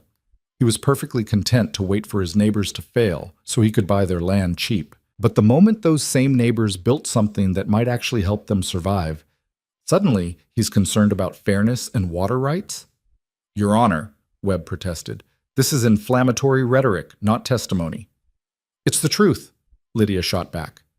And the truth is that Mr. Kessler doesn't want this dam to succeed because it threatens his ability to control this entire valley through economic strangulation. The courtroom erupted in voices, some supportive, others outraged. Holloway banged his gavel repeatedly until order was restored. Miss Hart, please confine your testimony to facts you personally observed. Of course, Your Honor. The fact is that I've personally measured the water flow through our spillway every day since the dam filled. The fact is that more water is flowing downstream now than flowed through that creek bed in the 6 months before the dam was built. The fact is that Mr. Caldwell could easily close those gates and keep all the water for himself. But he hasn't, and he won't, because that's not the kind of man he is. Thank you, Miss Hart. Mr. Webb, do you wish to cross-examine? Webb stood. Just one question. Miss Hart, you testified that you've been working at Mr. Caldwell's ranch for a month. Were you employed before that? I was a governess in Baltimore. So you have no expertise in water law, land management, or engineering? No more than you have expertise in hard work and honest labor, Lydia replied coolly. Laughter rippled through the gallery. Webb's face reddened, but he sat down without pressing further. Ethan called other witnesses, Morrison with his meticulous records of materials and labor, Delacroix, who explained the engineering principles behind the spillway, Wade, who testified about how his own cattle had already improved with access to reliable water. Each one painted the same picture: a community working together to survive, not one man stealing from his neighbors. Finally, it was Kessler's turn to testify. The land baron took the stand with the confidence of a man who owned not just property, but people's futures. He spoke smoothly about the importance of protecting established water rights, about the danger of allowing individuals to unilaterally alter natural waterways, about his deep concern for the small ranchers who depended on downstream flow. It was a convincing performance until Ethan stood to question him. "Mr. Kessler, you testified that you're concerned about small ranchers. How many small ranchers have you bought out in the last 5 years?" Webb objected, but the judge allowed it. "I don't see how that's relevant," Kessler said. "Please answer the question." "I've acquired several properties. I don't have an exact count." "More than 10. "Perhaps." "More than 20. Kessler's jaw tightened. "Possibly. And in each case, did you pay fair market value, or did you wait until drought and debt forced the owners to sell at a fraction of what their land was worth?" "I paid what the market would bear at the time of purchase." "Which was pennies on the dollar because you knew they were desperate." Ethan leaned forward. "You testified that you're concerned about the dam preventing water from reaching downstream properties. But when the creek was running dry and your neighbor's cattle were dying of thirst, did you offer to share water from your own wells?" "That's not a reasonable expectation." "Did you offer?" "No." "Did you offer any assistance at all to the ranchers who are now supposedly harmed by my dam?" "I offered to buy their land at fair prices." "Fair by whose measure? Yours?" Ethan shook his head. "The truth is, you don't care about water rights or fairness or any of it. You care about maintaining control over this valley, and you see this dam as a threat to that control because it means people don't have to sell to you anymore. They have another option. They have hope." "Your Honor," Webb stood, "Mr. Caldwell is testifying instead of questioning the witness." "Sustained. Confine yourself to questions, Mr. Caldwell." "Just one more question, Your Honor." Ethan met Kessler's eyes. "If this dam is really stealing water from downstream properties, why did your own foreman tell Samuel Morrison last week that your cattle have never looked better and that you've got more water in your creek now than you've had all year?" Kessler's face went white, then red. "That's hearsay. That's a lie." "I'm right here, Victor," Morrison called from the gallery. "Want me to testify under oath about what Pete told me?" The courtroom exploded into chaos. Holloway hammered his gavel, calling for order, threatening to clear the room. When silence finally returned, the judge looked tired and frustrated. "I've heard enough," he said. "This case requires careful consideration of both water law and community impact. I'm taking it under advisement and will issue a ruling within 1 week. Until then, Mr. Caldwell, you will continue to operate the dam as you have been, including maintaining downstream flow through the spillway. This court is adjourned." Outside the courthouse, Ethan was surrounded by well-wishers and supporters. People clapped him on the back, praised his testimony, swore they'd stand with him no matter what the judge decided. But Ethan barely heard them. He was searching for Lydia, and when he found her standing apart from the crowd, he made his way to her side. "That was incredible," he said. "What you said in there about truth and community, that made the difference." "We don't know that yet. The judge could still rule against us." "Maybe. But at least we fought. At least we made them hear us." Lydia smiled, but there was sadness in her eyes. "Mr. Caldwell, Ethan, there's something I need to tell you." His chest tightened. "What?" "The train. The one I was supposed to take east that first week. I never took it." "I know. You stayed to help." "No, I mean, I had enough money scraped together 3 weeks ago to buy a ticket. I could have left. Gone to San Francisco, started over somewhere else. But I didn't." Ethan's heart was pounding now. "Why not?" "Because I realized I didn't want to leave. This place, this fight, these people, you, it all became more important than whatever life I thought I was supposed to have. And that terrifies me because I don't know what happens next. I don't know if we win or lose, if the ranch survives or fails. I don't know where I fit in your life or if there's even a place for me. But I know I can't imagine being anywhere else." For a long moment, Ethan just stared at her, his mind racing to catch up with what his heart had apparently known for weeks. "There's a place," he said finally, his voice rough with emotion. "There's been a place since that first night on the platform. I just didn't know how to say it, or if I had the right to ask you to share a life that might fall apart at any moment. We're all sharing that life already. The question is whether we face it together or alone." Ethan reached out and took her hand, rough calluses meeting rough calluses, two people who'd been broken by loss and remade by work and hope. "Together," he said. "If you'll have me." "If I'll have you?" Lydia laughed, bright and sudden. "Ethan Caldwell, I've been waiting for you to realize we were partners since the day I started mixing mortar. Of course I'll have you." He wanted to kiss her then, wanted to pull her close and forget the watching crowd and the legal battles and everything else that stood between them and the future. But before he could act on the impulse, a commotion erupted at the end of the street. Riders were approaching fast, a dozen armed men, and at their head rode Victor Kessler himself. The celebration died. People scattered, parents pulling children behind them, men reaching for weapons that weren't there.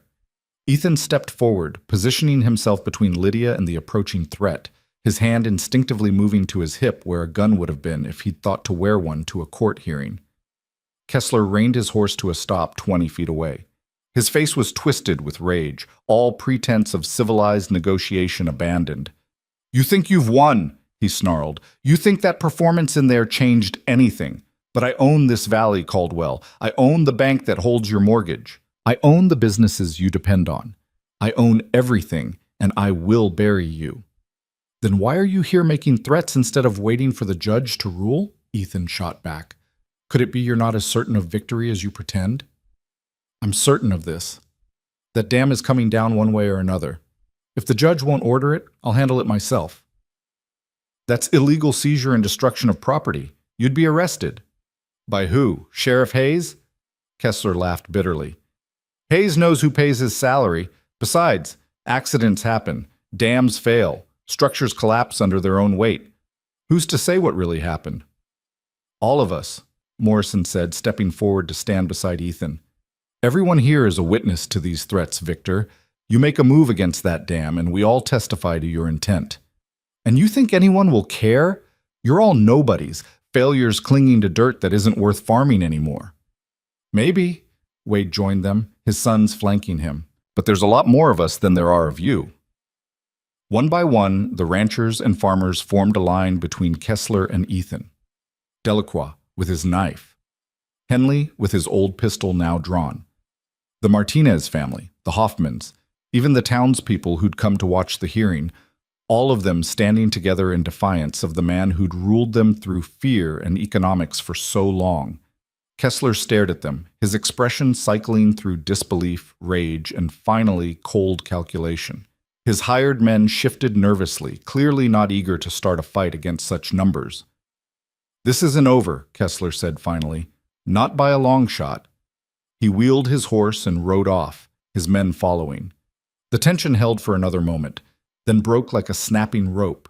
People exhaled, laughed nervously, embraced each other with the giddy relief of having faced down fear and survived. But Ethan wasn't celebrating. He watched Kessler disappear down the dusty street and felt cold certainty settle in his bones. The land baron had meant every word of those threats, and desperate men with money and power were the most dangerous kind of enemy. That night would prove him right. They rode back to the ranch in silence, both too aware of the danger Kessler represented to indulge in false optimism. The confrontation outside the courthouse had drawn a line that couldn't be uncrossed, and Ethan knew the land baron well enough to understand that humiliation would demand retaliation. The question was when, not if. "We should post guards," Lydia said as they approached the ranch house. "At the dam, at least. Maybe here, too." "I've been thinking the same thing." Ethan dismounted and helped her down, his hands lingering on her waist a moment longer than necessary. Wade's boys volunteered to take first watch. Delacroix said he'd stay through the week if we needed him. They're good people. They're scared people who finally found something worth protecting. That's different from good, maybe better. They settled the horses and went inside to find Morrison already there, having ridden ahead. The storekeeper had maps spread across the kitchen table and was making notes in his precise handwriting. "I've been calculating," he said without looking up. "If Kessler tries legal maneuvers, we can probably hold him off for another month, maybe two. But if he goes the illegal route, sabotage, intimidation, violence, we're vulnerable. The dam site is isolated, hard to defend with the few people we have available." "So what do you suggest?" Ethan asked. "We make it less isolated.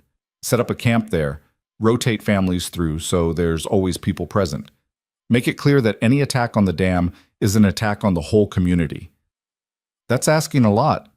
People have their own ranches to tend. And those ranches are only viable if they have water. Everyone understands the math, Ethan.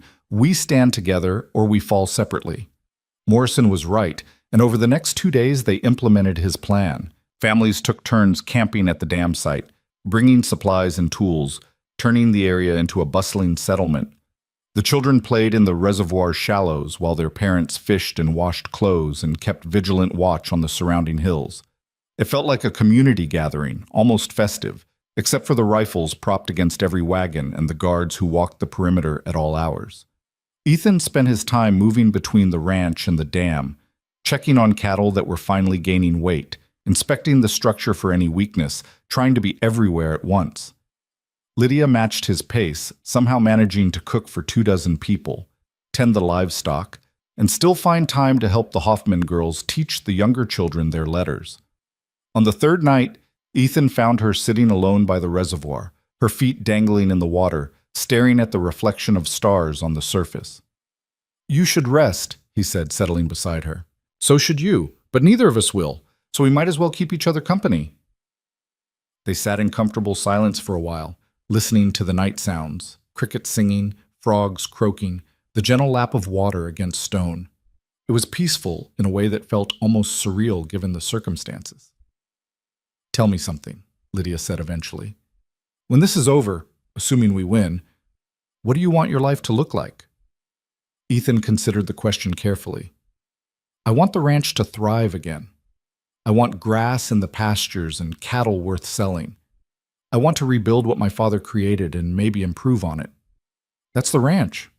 What about you? What about me? What do you want for yourself? Not as a rancher, not as Sarah's husband or Emma's father, just as Ethan." It was a harder question than it should have been. For so long, Ethan had defined himself by his roles and his losses that he'd forgotten how to think of himself as a separate person with wants beyond survival. "I want to wake up without that weight on my chest," he said finally. "That feeling like I'm drowning even when I'm standing on solid ground. I want to look at the future and feel something other than dread." He paused. "And I want you to be part of it. However that looks, whatever that means. I want you there." Lydia turned to face him, her eyes bright in the starlight. "I want that too. I want to build something real here, something that's ours. Not a replacement for what we lost, but something new, something honest. I don't have much to offer. This ranch could still fail. The court could rule against us. Kessler could find a way to destroy everything. I don't care about any of that. I care about this." She took his hand, threading her fingers through his. "About working beside someone who doesn't quit. About being part of something that matters. You've already given me more than any mail order arrangement could have provided."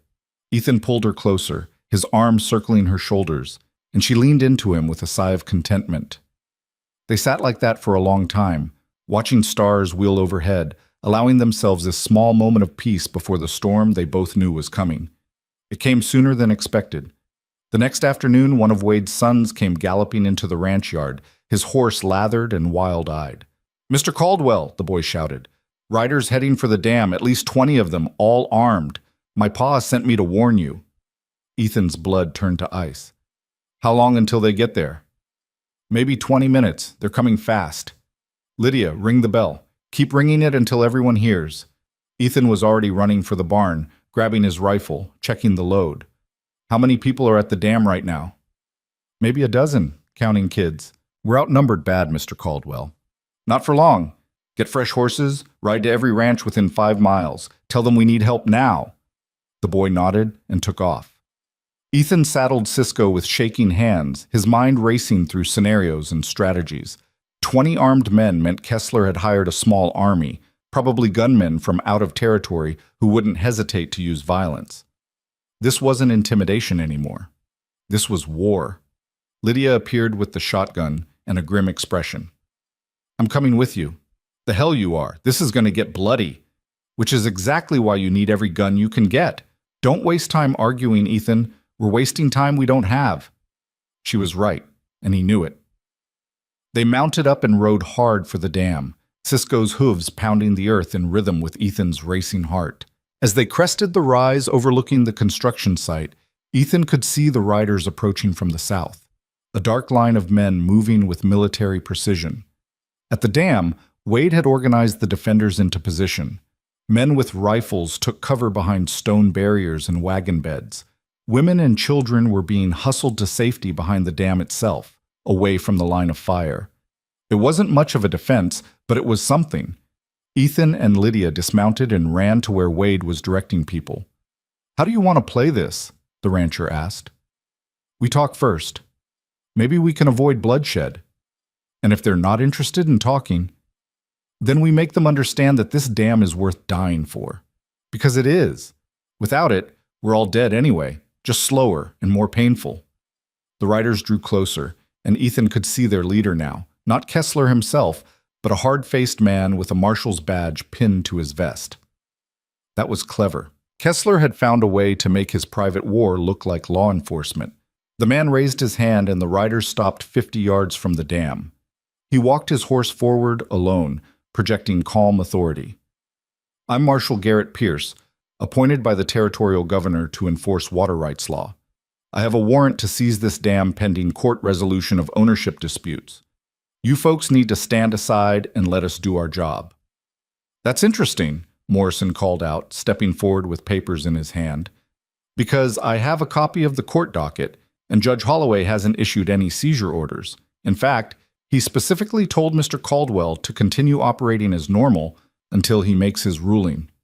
Pierce's expression didn't change. "I have my orders from higher authority than a county judge." "Show us the warrant then. If it's legitimate, we'll comply with the law."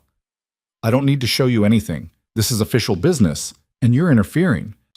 "No," Ethan said, moving to stand beside Morrison. "You're the one interfering. This dam was built legally on private property by the people who own that property. You want to tear it down, you'll need more than a badge and Victor Kessler's money." Pierce's jaw tightened. "You're making a serious mistake, Caldwell. Resisting a marshal in performance of his duties is a federal offense." "Then arrest me. Ride down here alone, show us your warrant, and take me into custody. But you won't, because you don't have a warrant. You have Kessler's gold and a fake badge he probably bought you in some border town." For a long moment, nobody moved. The tension stretched like an over-tightened wire, ready to snap at the slightest pressure. Behind Pierce, the hired guns shifted in their saddles, hands drifting toward weapons. At the dam, defenders raised their rifles, sighting down barrels at targets they hoped they wouldn't have to shoot. Then, from the western hills, a sound rose that changed everything. The thunder of hoofbeats, dozens of them, growing louder by the second. Ethan turned to see riders pouring over the ridge like a flood. The ranchers who'd built the dam, their families, their hired hands, even townspeople from Redemption who'd never held a gun before but were willing to stand for something they believed in. They came in a wave of dust and determination, surrounding the dam site, outnumbering Pierce's hired guns 3-1. Delacroix rode at their head, his face split in a fierce grin. "Sorry we're late, mon ami. Had to convince a few people this was worth the fight." Pierce looked at the assembled crowd, his professional calm finally cracking. "You people are insane. You're willing to die for a pile of rocks?" "We're willing to die for our homes," Wade answered. "For our families. For the right to survive without some rich bastard's permission. You want to fight us for that, Marshal? Or whoever you are, then start shooting. But know that you'll be remembered as the man who killed farmers defending their land." The hired guns were wavering now, exchanging nervous glances. This wasn't the easy intimidation job they'd been promised. These were armed, angry people protecting something they'd built with their own hands, and no amount of money was worth dying in a one-sided massacre. Pierce saw it too. He raised his hand slowly, palm out. "This isn't over. Mr. Kessler has resources you can't imagine. He'll find another way." Tell Mr. Kessler he's welcome to try, Ethan said. But he should know that every time he comes at us, we'll be ready. And we won't back down. The marshal wheeled his horse and rode back to his men. They conferred briefly, then the entire group turned and rode south, disappearing back the way they'd come. A ragged cheer went up from the defenders, people embracing and laughing with the giddy relief of danger averted. But Ethan didn't celebrate. He watched the riders retreat and felt only dread. Kessler had been testing them, probing their defenses, learning how they responded to threats. The next attack would be smarter, more targeted, harder to stop. "We won," Lydia said, touching his arm. "We survived. That's different from winning. Sometimes survival is the only victory that matters." That night, they held a meeting around a large bonfire near the dam. Every family that had stood with them was represented, their faces tired but determined in the flickering light. Ethan stood before them, feeling the weight of leadership he'd never asked for but couldn't avoid. "I want to thank all of you," he began. "What you did today, standing up to those guns, risking everything, that took courage I'm not sure I would have had if our positions were reversed." "Don't sell yourself short, Caldwell," Henley called out. "You stood alone at the beginning when the rest of us were too scared to try. Today, we just returned the favor." "Maybe. But we need to talk honestly about what comes next. Kessler won't stop. He can't afford to, because if we succeed here, other communities might get the same idea. They might start working together, building their own solutions, refusing to be bullied. That threatens everything his kind of power depends on." "So, what do you suggest?" Morrison asked. "I suggest we stop reacting and start acting. We've been defensive this whole time, waiting for Kessler to make moves and then responding. But we have advantages he doesn't. We know this land. We know each other. We're fighting for something real while he's fighting for profit. We can use that." "What did you have in mind?" Delacroix asked, leaning forward with interest. "First, we legitimize this operation completely. Morrison, you said you could file incorporation papers for a water cooperative? I can have them ready in 2 days. Do it. Make this dam legally owned by all of us jointly. That way Kessler can't pick us off individually. He'd have to fight the entire cooperative. Second, we document everything. Every gallon of water that flows through that spillway, every rancher who draws from the reservoir, every improvement we make. We create a record so clean that even Kessler's lawyers can't twist it." "That's smart," Wade said. "What else?" "We go public. We send the story to newspapers in Austin, San Antonio, everywhere we can reach. We make this about more than just our valley. We make it about whether communities have the right to save themselves or if they're just supposed to wait for rich men to save them, or more likely, buy them out. Kessler won't like that," Henley warned. "He's powerful, but he's also prideful. You embarrass him publicly, he'll come back twice as hard." "Oh, let him come. Because here's the thing. Every time he attacks us and we stand firm, we prove that his power isn't absolute. We prove that people working together are stronger than one man's money, and that's a lesson this whole territory needs to learn." Silence fell as people considered his words. Then, one by one, hands began to rise in agreement. Morrison nodded firmly. Wade grinned. Delacroix laughed and slapped his knee. Even the cautious ones, the ones who'd been most afraid of crossing Kessler, raised their hands in support. "All right then," Morrison said. "We do this legal and loud. We make Victor Kessler regret the day he decided to come after us." Over the next week, they implemented Ethan's plan with methodical determination. Morrison filed the cooperative papers, legally binding all 37 participating families into a single entity. The Martinez family, whose cousin worked for a newspaper in San Antonio, got the story published with a headline that made Ethan wince but Morrison approve. "Valley Farmers Stand Against Land Barons' Water Grab." The article spread like wildfire. Other newspapers picked it up, adding their own commentary about corporate greed and community resistance. Letters began arriving from other drought-stricken areas, asking how they'd organized, what legal structures they'd used, whether the cooperative model could work elsewhere. Kessler responded by trying to call in Ethan's mortgage early, claiming default on obscure technical violations. The bank president, sweating and apologetic, delivered the notice himself. "I'm sorry, Ethan. Kessler owns the note.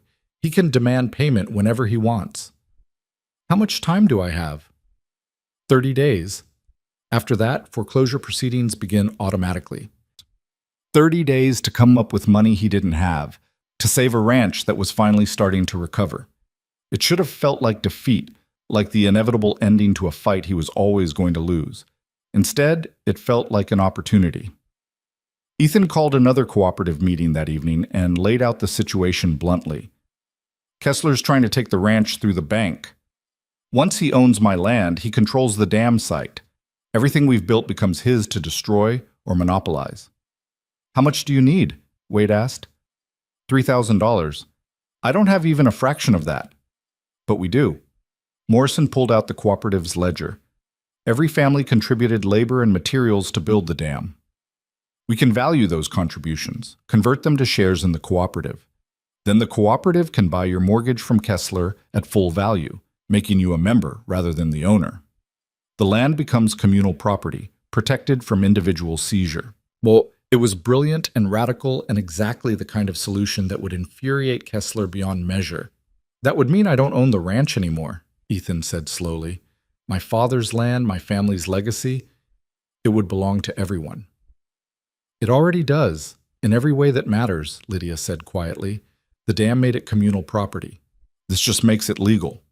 Ethan looked around at the faces illuminated by lantern light, the people who'd stood beside him, worked beside him, risked their lives beside him. His father had built this ranch to create something lasting, something that could sustain future generations. Maybe this was just a different way of honoring that dream. All right, he said, let's do it. The cooperative voted unanimously to approve the plan.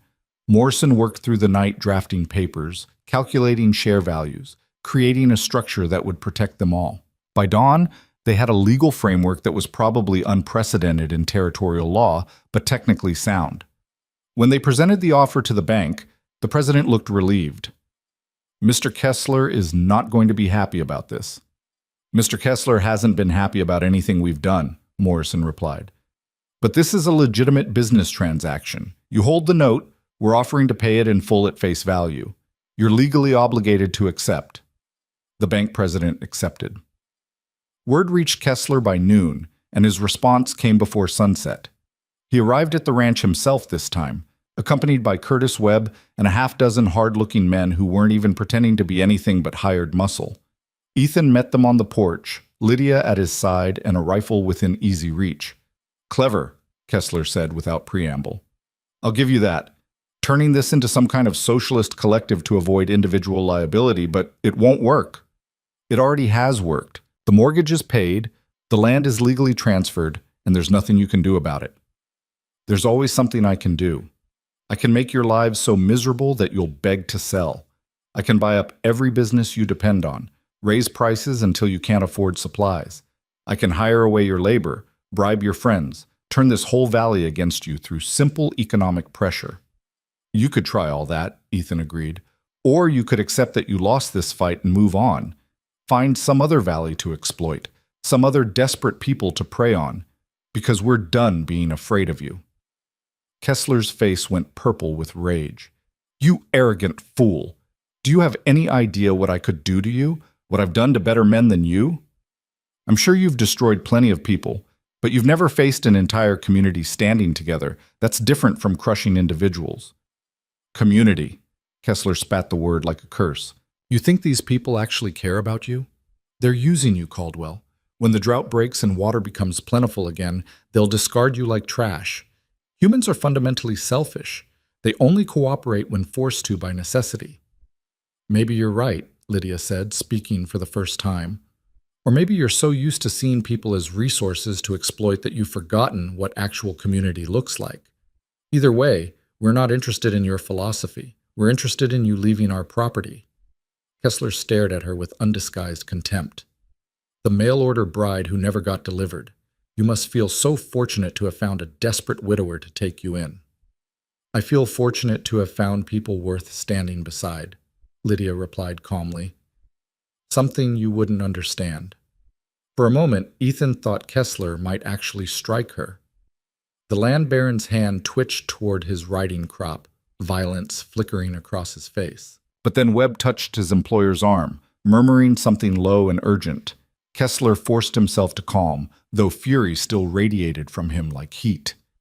"You'll regret this, all of you. I'll make sure of it." He turned and stalked back to his horse. His men followed, and they rode off in a cloud of dust and barely contained rage. When they were gone, Ethan let out a breath he hadn't realized he was holding. "That could have gone worse." "It's not over," Lydia said. "He meant every word of those threats." "I know, but we've survived everything he's thrown at us so far. We'll survive whatever comes next." That night, for the first time since Sarah died, Ethan didn't dream about the past. He dreamed about the future, about green pastures and healthy cattle, about children playing by the reservoir, about a life built not on loss but on hope and community, and the simple belief that tomorrow could be better than today. He woke to the sound of thunder. The second storm came 3 days later, smaller than the first but still substantial. Rain fell steadily through the afternoon and night, filling the reservoir to capacity, sending overflow rushing through the spillway in a controlled cascade.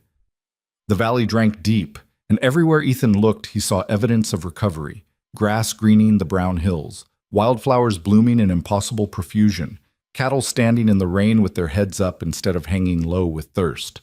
The land was healing, and so were the people. On the day of Judge Holloway's ruling, the entire cooperative gathered at the courthouse in Redemption. They filled the gallery and spilled out onto the street, a silent show of solidarity that made its own statement without words. The judge entered, settled behind his bench, and surveyed the packed courtroom with an expression that gave nothing away. "I've reviewed all the evidence and testimony in this matter," he began. "Water law in this territory is complex and often contradictory, based on a patchwork of precedents that don't always agree with each other. However, certain principles are clear." He paused, adjusting his spectacles. "First, landowners have rights to water that flows through their property, but those rights are not unlimited. Second, no landowner can arbitrarily deny water to downstream properties if such denial causes significant harm. Third, communities have the right to organize for mutual benefit provided they do so within legal frameworks and without violating others' legitimate claims." Ethan's heart was pounding so hard he could barely hear over the blood rushing in his ears. The dam constructed by Mr. Caldwell and his associates, now formalized as the Red Creek Water Cooperative, does divert water from its natural course. However, evidence shows that this diversion actually increases downstream flow compared to pre-dam conditions by preventing waste through evaporation and uncontrolled absorption. Furthermore, the cooperative has demonstrated willingness to share resources fairly among all affected parties. Holloway looked directly at Kessler. Mr. Kessler's claims of water theft are not supported by the evidence. His assertions of economic harm are contradicted by his own foreman's testimony regarding improved water availability, and his attempts to use legal process for purposes of intimidation and corporate land acquisition do not reflect well on his character or his claims. The judge's gavel came down with a sharp crack. "I rule in favor of the defendants. The Red Creek Water Cooperative is a legitimate entity operating within the law. The dam may remain, subject to reasonable regulation and oversight to ensure fair distribution of resources. Mr. Kessler's petition is denied. This court is adjourned." The courthouse erupted in cheers. People embraced, wept with relief, shouted their joy at having won against impossible odds. Ethan found himself surrounded by hands to shake and backs to slap, his neighbors celebrating a victory that belonged to all of them. But he was searching for one face in the crowd, and when he found Lydia, everything else faded away. She was smiling through tears, her face radiant with happiness and pride. And in that moment, Ethan knew with absolute certainty that she was his future. Not a replacement for Sarah, but a partner for the life he was building now. He pushed through the crowd and took her hands. "Marry me." "What?" "Marry me. Not because you need a place to live or I need help on the ranch. Marry me because I love you and I can't imagine facing another day without you beside me." Lydia laughed, bright and joyful. "You're proposing in a courthouse surrounded by half the valley?" "I'm proposing wherever we happen to be when I can't wait another second to ask." "So what's your answer?" "Yes. Obviously, yes. I've been waiting for you to ask since we stood together in the rain watching our dam hold back the water." He kissed her then, in front of everyone, not caring about propriety or appearances or anything except the woman in his arms and the future they were going to build together. Outside, the sun was shining, but in the distance, dark clouds were gathering again. More rain coming, more water for the reservoir, more life for the valley they'd fought so hard to save. Ethan Caldwell stood with his arm around Lydia Hart, soon to be Lydia Caldwell, and looked at the land that had broken him and remade him and given him reasons to hope again. The fight wasn't over. Kessler would find other ways to make trouble, and drought would return someday, because drought always did in hard country. But they'd proven something important to themselves and to each other, that people working together could build something stronger than any one person's greed or power. That community wasn't just a word, but a weapon against despair. And that even in the harshest landscape, hope could take root and grow if you were willing to fight for it. The wedding took place on a Sunday afternoon in late September, beside the reservoir that had saved them all. Lydia wore a simple dress that the Hoffman women had sewn from cream-colored fabric Morrison had ordered special from San Antonio. Ethan wore his father's best suit, carefully preserved and smelling faintly of cedar from the trunk where it had been stored. They stood hand in hand while Morrison, who'd been appointed a justice of the peace the previous month, read the vows that would bind their lives together. The entire cooperative attended. Nearly 200 people gathered on the hillside overlooking water that sparkled in the autumn sunlight. Children chased each other through the grass while their parents looked on with the relaxed contentment of people who no longer lived in constant fear of tomorrow. The cattle grazing nearby were sleek and healthy, their ribs no longer visible beneath their hides. The pastures stretched green and abundant, transformed by regular access to water and the careful management the cooperative had implemented. Do you, Ethan Caldwell, take this woman to be your lawfully wedded wife, to have and to hold from this day forward? I do, Ethan said, his voice steady despite the emotion threatening to overwhelm him. He looked at Lydia and saw his future reflected in her eyes, not a future free from hardship, because this was still hard country and always would be, but a future faced together with purpose and partnership. And do you, Lydia Hart, take this man to be your lawfully wedded husband, for better or worse, in sickness and in health? I do, Lydia replied, her smile bright enough to rival the sun. Then, by the authority vested in me by the territory of Texas, I pronounce you husband and wife. Ethan, you may kiss your bride. He did, to cheers and applause that echoed across the valley.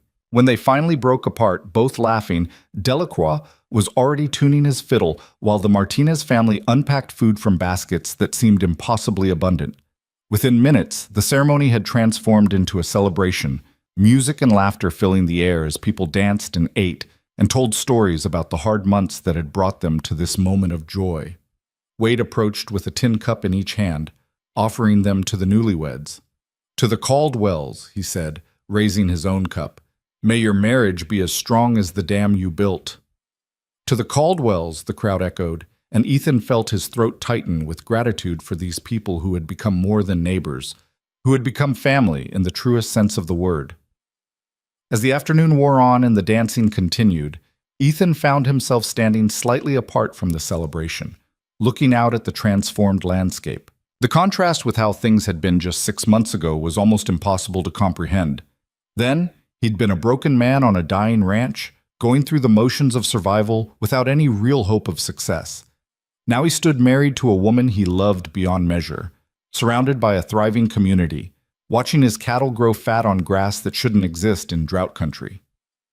You look thoughtful for a man on his wedding day, Morrison said, joining him with a plate of food. Having second thoughts? Just the opposite. I'm trying to figure out how I got this lucky. Luck had nothing to do with it. You made a choice to fight instead of surrender, and that made all the difference. The storekeeper gestured toward the dam. That structure there, that's not just engineering. It's proof that people can build something bigger than themselves if they're willing to work together. We couldn't have done it without you. The legal work, the organizing, keeping us all pointed in the same direction. I kept records and filed papers. You gave people a reason to believe things could get better. That's the harder job. Lydia appeared then, slightly breathless from dancing, her face flushed with happiness. She slipped her hand into Ethan's and leaned against his shoulder, and he marveled at how natural it felt, how right. Mrs. Caldwell, he said, testing out the name. Mr. Caldwell, she replied with a smile. Strange how quickly things can change, isn't it? 6 months ago, I was sitting on a train platform with nowhere to go. Now I'm here, married to a stubborn rancher, part of a community that's rewriting the rules about how people survive in hard places. You're not just part of it, you're the reason half of it exists. The dam was your idea. The dam was necessity. But what we built around it, the cooperative, the legal structures, the commitment to actually helping each other instead of just competing, that came from all of us choosing to trust each other. She looked up at him. I never thought I'd find this. A place where I belong, work that matters, people worth fighting for. It's more than I ever hoped for when I got on that train in Baltimore. That man who was supposed to meet you at the station, Ethan said. Thomas Brennan. I hope wherever he is, he realizes what a fool he was. I don't. I hope he's perfectly happy with whatever choice he made because his cowardice brought me here. And I wouldn't trade this for anything. They stood together watching the celebration, the dancing and music and laughter, the children playing in the reservoir's shallows while their parents talked and ate and enjoyed the simple pleasure of a community gathering without crisis or fear driving it. This was what they'd been fighting for all along, not just survival, but the chance to actually live. As evening approached and the sun began its descent toward the horizon, painting the sky in shades of orange and gold, a rider appeared on the ridge overlooking the celebration. Ethan tensed, his hand instinctively moving toward the rifle he'd left leaning against a nearby wagon, but Lydia touched his arm. Wait, she said quietly. Look. The rider made no move to approach, just sat his horse on the ridgeline, silhouetted against the setting sun. Even at this distance, Ethan recognized the bearing, the expensive saddle, the arrogant posture. Victor Kessler. The land baron had come to witness what he'd tried so hard to prevent, a thriving community celebrating its survival, a dam that stood as monument to everything his kind of power couldn't control. For a long moment, he just sat there watching, and Ethan wondered what thoughts were running through the man's head. Rage at being defeated? Grudging respect for adversaries who'd refused to break? Simple incomprehension at people who chose cooperation over individual gain? Whatever Kessler was feeling, he made no move to disrupt the celebration. He simply turned his horse and rode away, disappearing back over the ridge as quietly as he'd appeared. You think he's finally done? Lydia asked. I think he's accepted that we're not going away. Whether that means he's done trying to destroy us or just planning a different approach, I don't know. But it doesn't matter. We've proven we can withstand whatever he throws at us. Should we be concerned? Post extra guards? Ethan shook his head. Not today. Today we celebrate. Tomorrow we can worry about tomorrow. They returned to the party, and Ethan found himself pulled into a dancing circle by Wade's sons, while Lydia was swept up by the Hoffman girls, who wanted to teach her some complicated step they'd invented. The music swirled around them, fiddle and guitar and voices raised in songs, both familiar and improvised. When Ethan finally extracted himself from the dancing, he was laughing and out of breath, feeling more alive than he had in years. The celebration continued until well after dark, illuminated by lanterns and a huge bonfire that sent sparks spiraling up into the star-filled sky. Stories were told, mostly about the hard months of building the dam and fighting Kessler's attempts to stop them. Each retelling added embellishments and humor, transforming struggle into legend, creating the shared mythology that would bind this community together for generations. It was nearly midnight when people finally began gathering their things and heading home, calling out goodbyes and congratulations, promising to return for the cooperative meeting scheduled for the following week. Ethan and Lydia walked slowly back to the ranch house, hand in hand, savoring the quiet after hours of noise and celebration. I can't believe this is real, Lydia said as they climbed the porch steps. That I get to stay here, build a life with you, be part of something this good. It's real, and it's ours, both of ours. Ethan opened the door and then on impulse, swept her up into his arms, carrying her across the threshold to her delighted laughter. Inside, the house felt different than it had 6 months ago. No longer a tomb haunted by grief, it had become a home again, filled with Lydia's books and her sewing projects, with curtains she'd made and furniture they'd arranged together, with the accumulated evidence of two people building a shared life. Sarah and Emma would always be part of this place, their memory honored in the way Ethan spoke of them to Lydia, in the flowers he still brought to their graves on Sundays. But the house belonged to the living now, to the future instead of the past. That first night as husband and wife, they talked until dawn about plans and dreams and all the possibilities that stretched before them. They would expand the cattle herd carefully, sustainable growth instead of overgrazing. They would help other families in the cooperative develop their own ranches, sharing knowledge and resources. They would build a school for the valley's children, maybe even convince a real teacher to come out from the city. The list went on, each idea building on the last, painting a vision of community prosperity that seemed almost too good to be true. But they'd already accomplished the impossible once. Why not again? The weeks that followed fell into a rhythm that felt both familiar and new. Ethan worked the ranch with the same dedication he'd always had, but now Lydia was beside him, a true partner in every sense. She had opinions about herd management and pasture rotation, ideas about diversifying their income with vegetable gardens and fruit trees, a practical wisdom that complemented his experience. Together, they were more effective than either could have been alone. The cooperative thrived under Morrison's careful management. Water rights were allocated fairly, with each family's draw from the reservoir carefully measured and recorded. When disputes arose, and they inevitably did, because people were people regardless of good intentions, the cooperative council handled them with patient mediation, finding solutions that left everyone feeling heard, if not always perfectly satisfied. By November, the transformation of the valley was undeniable. Ranches that had been on the verge of collapse were recovering, their owners actually turning profits for the first time in years. The town of Redemption, which had been dying as steadily as the surrounding ranches, suddenly found itself busy with trade and commerce. New businesses opened, a saddle maker, a seamstress, even a small restaurant run by Mrs. Hoffman and her daughters that served the best pie in 3 counties. The success attracted attention beyond the valley. Journalists came from as far away as Austin and Dallas, wanting to write about the cooperative and its innovative approach to water management. Agricultural experts from the territorial government visited to study the dam's design and the legal structures that governed its use. Some came skeptical and left converted, seeing in the Red Creek Water Cooperative a potential model for other drought-stricken regions. Not everyone was pleased by the attention. Victor Kessler retreated to his main holdings and made no further overt moves against the cooperative, but his resentment was palpable.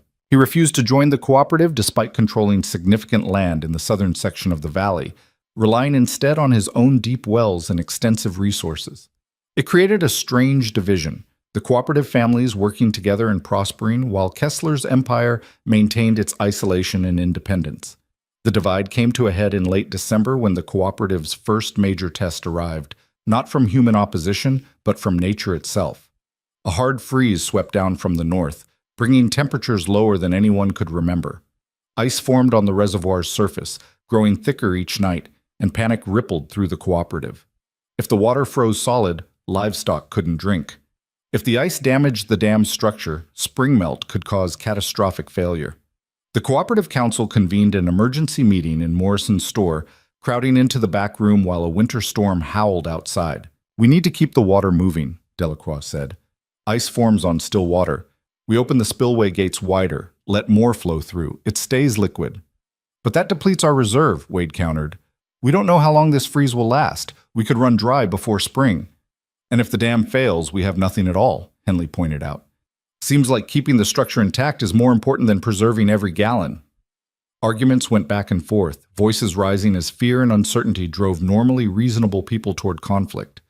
Ethan listened to it all, watching the cooperative threaten to fracture under pressure just when they needed unity most.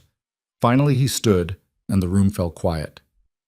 "We're asking the wrong question," he said.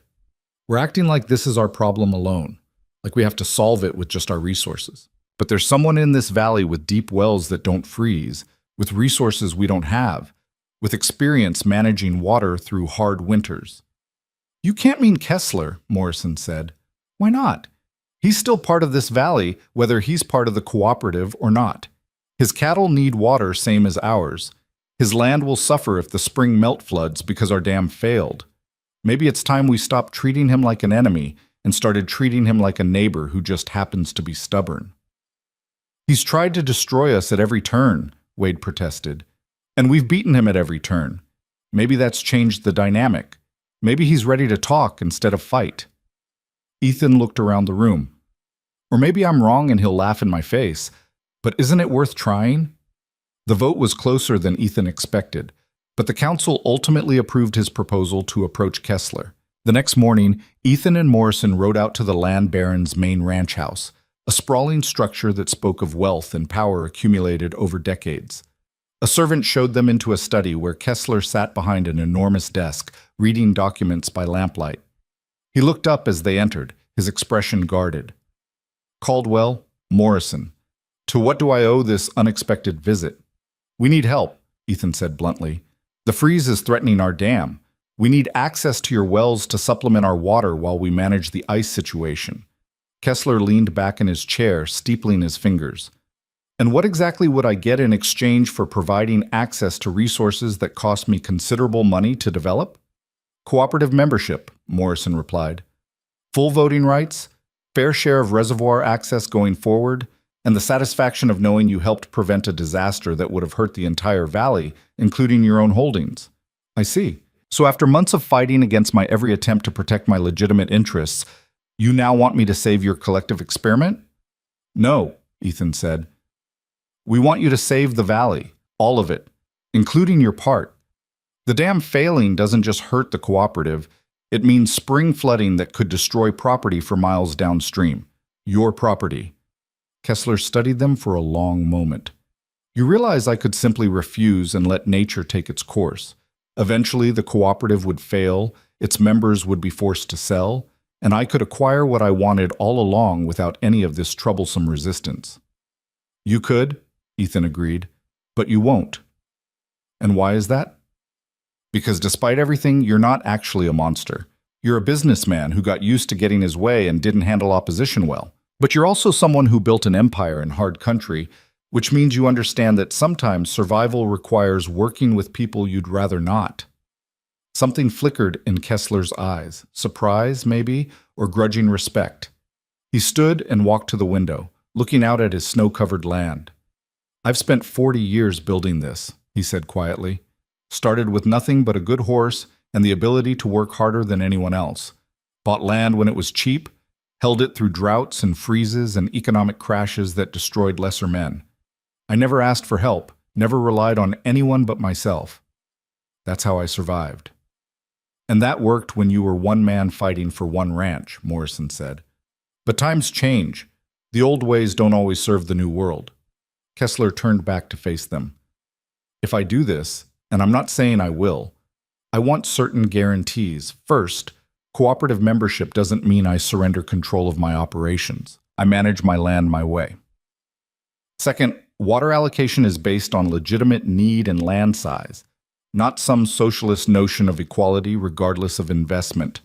Third, I get a seat on the council commensurate with my contribution. Those terms are negotiable, Morrison said carefully, but the basic principle of cooperative governance applies to everyone equally. Then we have nothing to discuss. Ethan felt the opportunity slipping away. But then Lydia's words from their wedding day echoed in his mind, about choosing to trust each other, about building something bigger than individual interests. What if we restructured the council, he said, created different tiers of membership based on contribution and land holdings? Families with smaller operations get basic access and voting rights. Larger operations like yours get weighted votes proportional to their investment. It's not pure equality, but it's still cooperative in principle. Morrison looked skeptical but interested. Kessler's expression remained neutral, calculating. Who would determine the weighting formula? The land baron asked. A committee made up of representatives from each tier. Everyone has input, but the structure acknowledges that not all contributions are equal. That could work, Kessler said slowly, assuming the other members agree to it. They will if it means survival. People are practical when they have to be. Kessler returned to his desk and pulled out a map of his water infrastructure. I have 3 deep wells that never freeze. If I grant access, your people can draw enough to supplement the reservoir while you manage the ice. But I want detailed accounting of every gallon used and credit against future cooperative allocation. Done, Ethan said.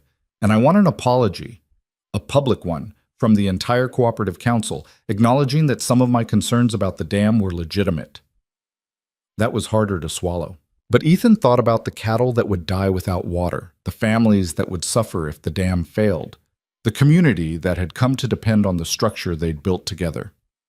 "All right," he said, "you'll get your apology." They worked out the details over the next hour, Morrison taking careful notes while Ethan and Kessler negotiated like prize fighters circling each other, testing, probing, looking for advantage, but ultimately working toward agreement.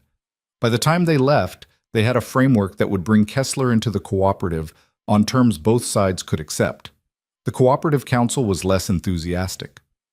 "We don't need him," Wade argued when Ethan presented the proposal.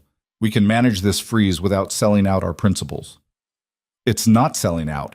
It's adapting," Ethan countered. "Kessler has resources we need right now, and bringing him into the cooperative neutralizes him as a threat going forward. Yes, he gets special consideration for his larger investment, but that's fair. He's contributed more, so he should get more say." "That's not how cooperatives work," Henley said. "It's one person, one vote, equal voice regardless of wealth." "Maybe that's how cooperatives are supposed to work in theory," Morrison interjected, "but we're trying to build something that lasts in the real world. That means finding practical solutions even if they're not ideologically pure." The debate raged for hours, with passionate arguments on both sides. Finally, Lydia stood. She'd been silent throughout, listening and observing, and the room quieted to hear what she had to say. "I've been thinking about what brought us all here," she began. "Most of us joined the cooperative because we were desperate. We were failing alone, so we tried working together. And it worked better than any of us expected. But now we're facing a choice about what kind of organization we want to be. Do we want to be ideologically pure but potentially ineffective? Or do we want to be pragmatic and inclusive, even if that means compromising on some of our founding principles?" "We shouldn't have to choose," Wade said. "We can be both." "Can we, though? Because from where I sit, refusing Kessler's help is choosing ideology over survival. And if we fail because we were too proud to adapt, we haven't served our principles. We've just martyred ourselves to them." Her words hung in the air. Then, slowly, hands began to rise in support of the proposal. Not unanimous. There were holdouts who believed they were betraying the cooperative's fundamental nature, but enough to pass the motion. Kessler joined the cooperative 2 days later in a ceremony that was more business transaction than celebration, but it marked a turning point nonetheless. With access to his wells, the cooperative managed the freeze without depleting the reservoir. The dam's structure survived intact, and when spring came, the ice melted without causing damage. The new tiered membership structure proved surprisingly effective. Smaller ranchers appreciated having their voices heard, while acknowledging that families with larger operations had different needs and contributions. Kessler, for his part, seemed almost relieved to be part of something larger than his solitary empire, though he maintained his gruff independence in council meetings. As winter gave way to spring, Lydia began to show. Ethan noticed it first in the way she moved, the slight protectiveness she showed toward her midsection, the morning queasiness she tried to hide. When she finally confirmed what he'd already guessed, he felt joy and terror in equal measure. "I'm scared," he admitted that night, holding her close.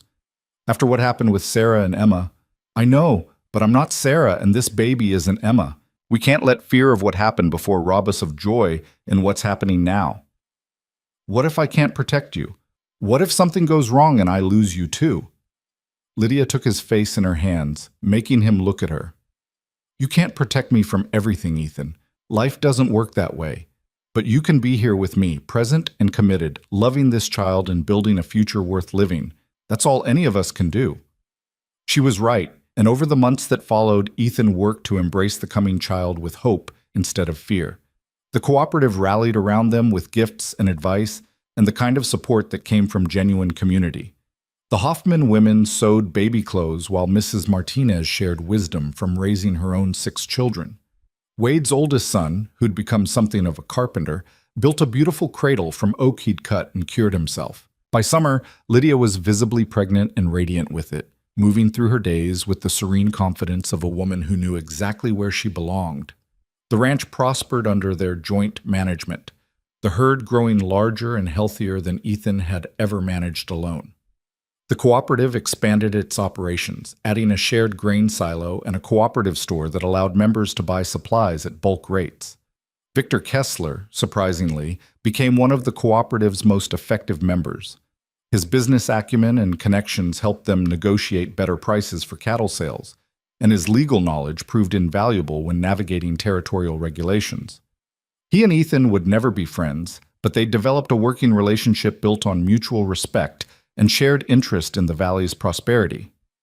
In late August, as the summer heat beat down on the valley, Ethan found himself at the dam making routine inspections. The reservoir was full and thriving, surrounded by the greenest pastures the valley had seen in a decade. Cattle from a dozen ranches grazed peacefully. Children splashed in the shallows under their mothers' watchful eyes, and everything spoke of abundance and life. Morrison joined him, carrying a ledger. "Thought you'd want to see the quarterly report. We're exceeding every projection. Water sales to non-member ranches are generating surplus revenue. Livestock values are up 40% valley-wide, and we've had 3 families from neighboring counties apply for membership." "That's incredible." "It is, and it's sustainable, which is even better. We're not exploiting the resource, we're managing it for long-term benefit. The dam should provide reliable water for generations if we maintain it properly." Morrison closed the ledger.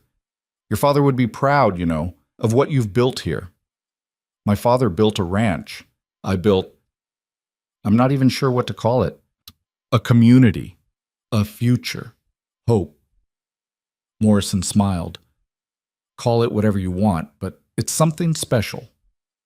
That evening, Ethan returned home to find Lydia on the porch, one hand resting on her swollen belly, watching the sunset paint the sky in impossible colors. He settled beside her, his own hand joining hers, feeling the baby move beneath their palms. "I've been thinking about names," Lydia said. "If it's a girl, I'd like to call her Emma, to honor your daughter, if that's all right with you." Ethan's throat tightened. "She'd like that. Sarah would too. And if it's a boy? Whatever you want. This is your child as much as mine. Our child. And our choice." She leaned against him. "What about Samuel? After Morrison, for everything he's done to help build this community." "Samuel Caldwell. That has a good sound to it." They sat together as darkness fell and stars emerged, talking quietly about the future they were building, not just for themselves, but for the child growing between them, for the community they'd helped create, for all the generations that would come after and benefit from what had been built here. The baby came in early October during the first cool snap of autumn. The birth was hard, lasting through a night and into the following day, with Mrs. Martinez attending and the Hoffman women helping while Ethan paced outside like a caged animal, terrified of losing another wife and child to the cruel randomness of fate. But when the baby's cry finally pierced the air and Mrs. Martinez emerged with a smile on her weathered face, Ethan knew everything would be all right. "You have a son," she said, "strong and healthy, with good lungs. Your wife wants to see you." Ethan rushed inside to find Lydia exhausted but beaming, holding a tiny bundle wrapped in the blanket Mrs. Wade had knitted. The baby had Lydia's dark hair and a wrinkled red face that was somehow the most beautiful thing Ethan had ever seen. "Meet Samuel," Lydia said, offering the baby to him. Ethan took his son with shaking hands, marveling at the weight and warmth of new life. This tiny person was part of him and Lydia, a living symbol of everything they'd built together. As he looked down into his son's unfocused eyes, Ethan felt the last traces of old grief finally release their hold on his heart. Sarah and Emma would always be part of him, always loved and remembered, but they belonged to the past, to a life that had ended in loss and sorrow. This child, this wife, this community, they belonged to the future, to possibility and hope and all the good things that could grow from choosing to build instead of surrender. "Welcome to the world, Samuel," he whispered. "You're going to love it here." The christening celebration drew the entire valley, a gathering even larger than the wedding had been. People brought gifts and food, music and laughter, creating a festival atmosphere around the ranch house. The baby was passed from hand to hand, each person offering blessings and promises to help raise this child who somehow belonged to all of them. Victor Kessler arrived near the end of the celebration, bringing a hand-carved rocking horse that must have cost a small fortune. He presented it to Ethan with gruff formality. "For the boy," he said, "when he's old enough." "Thank you, Victor." This is generous. Yes, well, children represent the future. We should invest in them properly. Kessler paused, seeming to struggle with something. I was wrong about you, Caldwell, about all of you.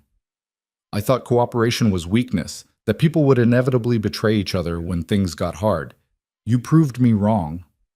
We proved it together. You're part of this now. So I am. Kessler looked out at the celebrating crowd. Strange how things turn out. A year ago, I was trying to destroy you.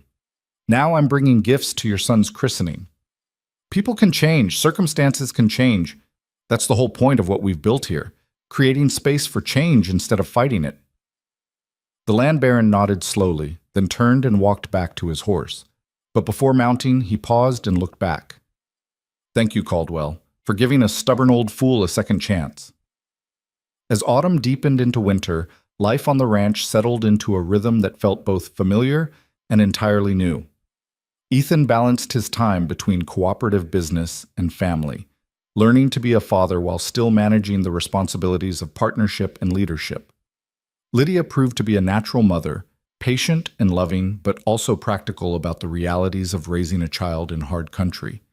The cooperative continued to thrive, expanding its membership and influence throughout the region. Other valleys began organizing their own cooperatives, using the Red Creek model as inspiration. The territorial government, impressed by the success, started promoting cooperative water management as official policy for drought-prone areas. Morrison kept meticulous records of everything, creating a documentary history that would allow future generations to understand how their community came to be. He interviewed the founding families, recording their stories and perspectives, building an archive that transformed individual memories into collective history.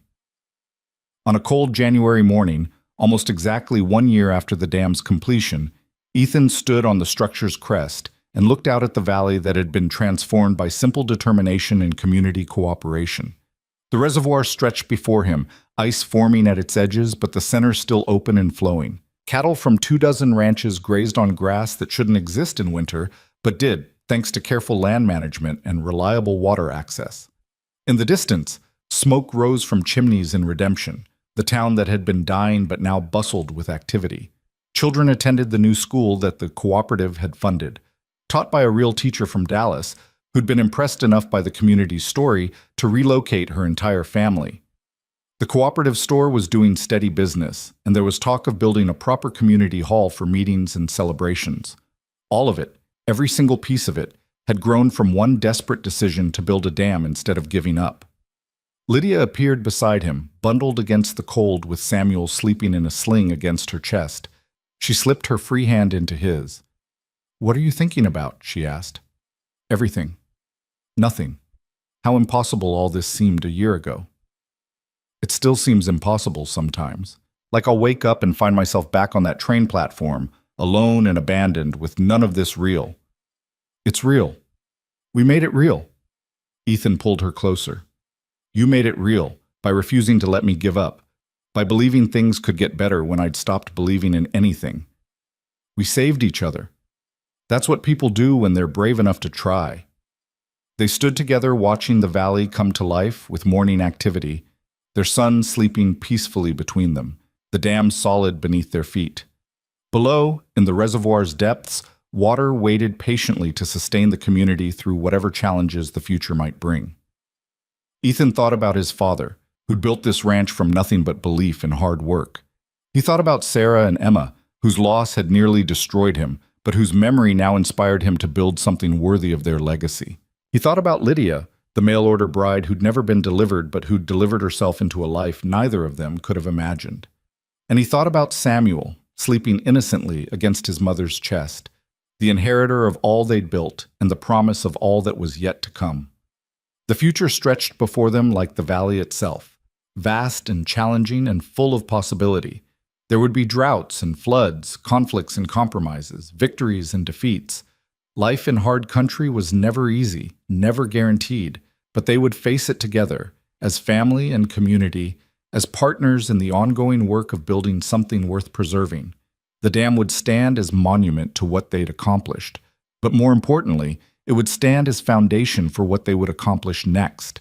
Because this was just the beginning. The sun broke through the clouds, sending shafts of golden light across the frozen landscape, and Ethan Caldwell, once a broken widower with nothing left to lose, now a husband and father and leader in a community that had defied every expectation, smiled at the morning and the promise it represented. He had started with nothing but grief and failing land. He'd been given a second chance by a stranded woman who became his wife. Together with neighbors who became family, they'd built something that would outlast all of them. A dam across a dying creek, a community across the divisions that should have separated them, a future across the gulf of loss and despair. Hope, it turned out, was not just an emotion. It was a choice, renewed daily through work and sacrifice, and the simple determination to build instead of surrender. And in the end, that choice made all the difference. Lydia squeezed his hand. "Come on," she said softly. "Let's go home." And together, the three of them walked back toward the ranch house, toward the life they'd built from dust and determination, toward the future that waited with open arms to embrace anyone brave enough to reach for it. Behind them, the dam stood silent and strong, holding back the water that gave life to everything they'd created, and would continue to hold, season after season, year after year, a testament to the power of people choosing to stand together against impossible odds. The story of the Red Creek Water Cooperative would be told and retold through generations, growing in myth and meaning with each telling, but the truth at its heart would remain constant and simple. That one man's refusal to surrender, one woman's courage to start over, and one community's choice to help each other had transformed a dying valley into a thriving home. And that sometimes, just sometimes, the greatest victories come not from defeating your enemies, but from turning them into neighbors, from building bridges instead of walls, from choosing hope over despair, partnership over isolation, tomorrow over yesterday. The sun climbed higher, warming the frozen land, promising spring and renewal and all the good things that come to those who refuse to quit. And in the heart of the Texas plains, where a dam stood defiant against drought and a community stood united against division, life went on, beautiful and hard and infinitely precious, just as it always had, just as it always would.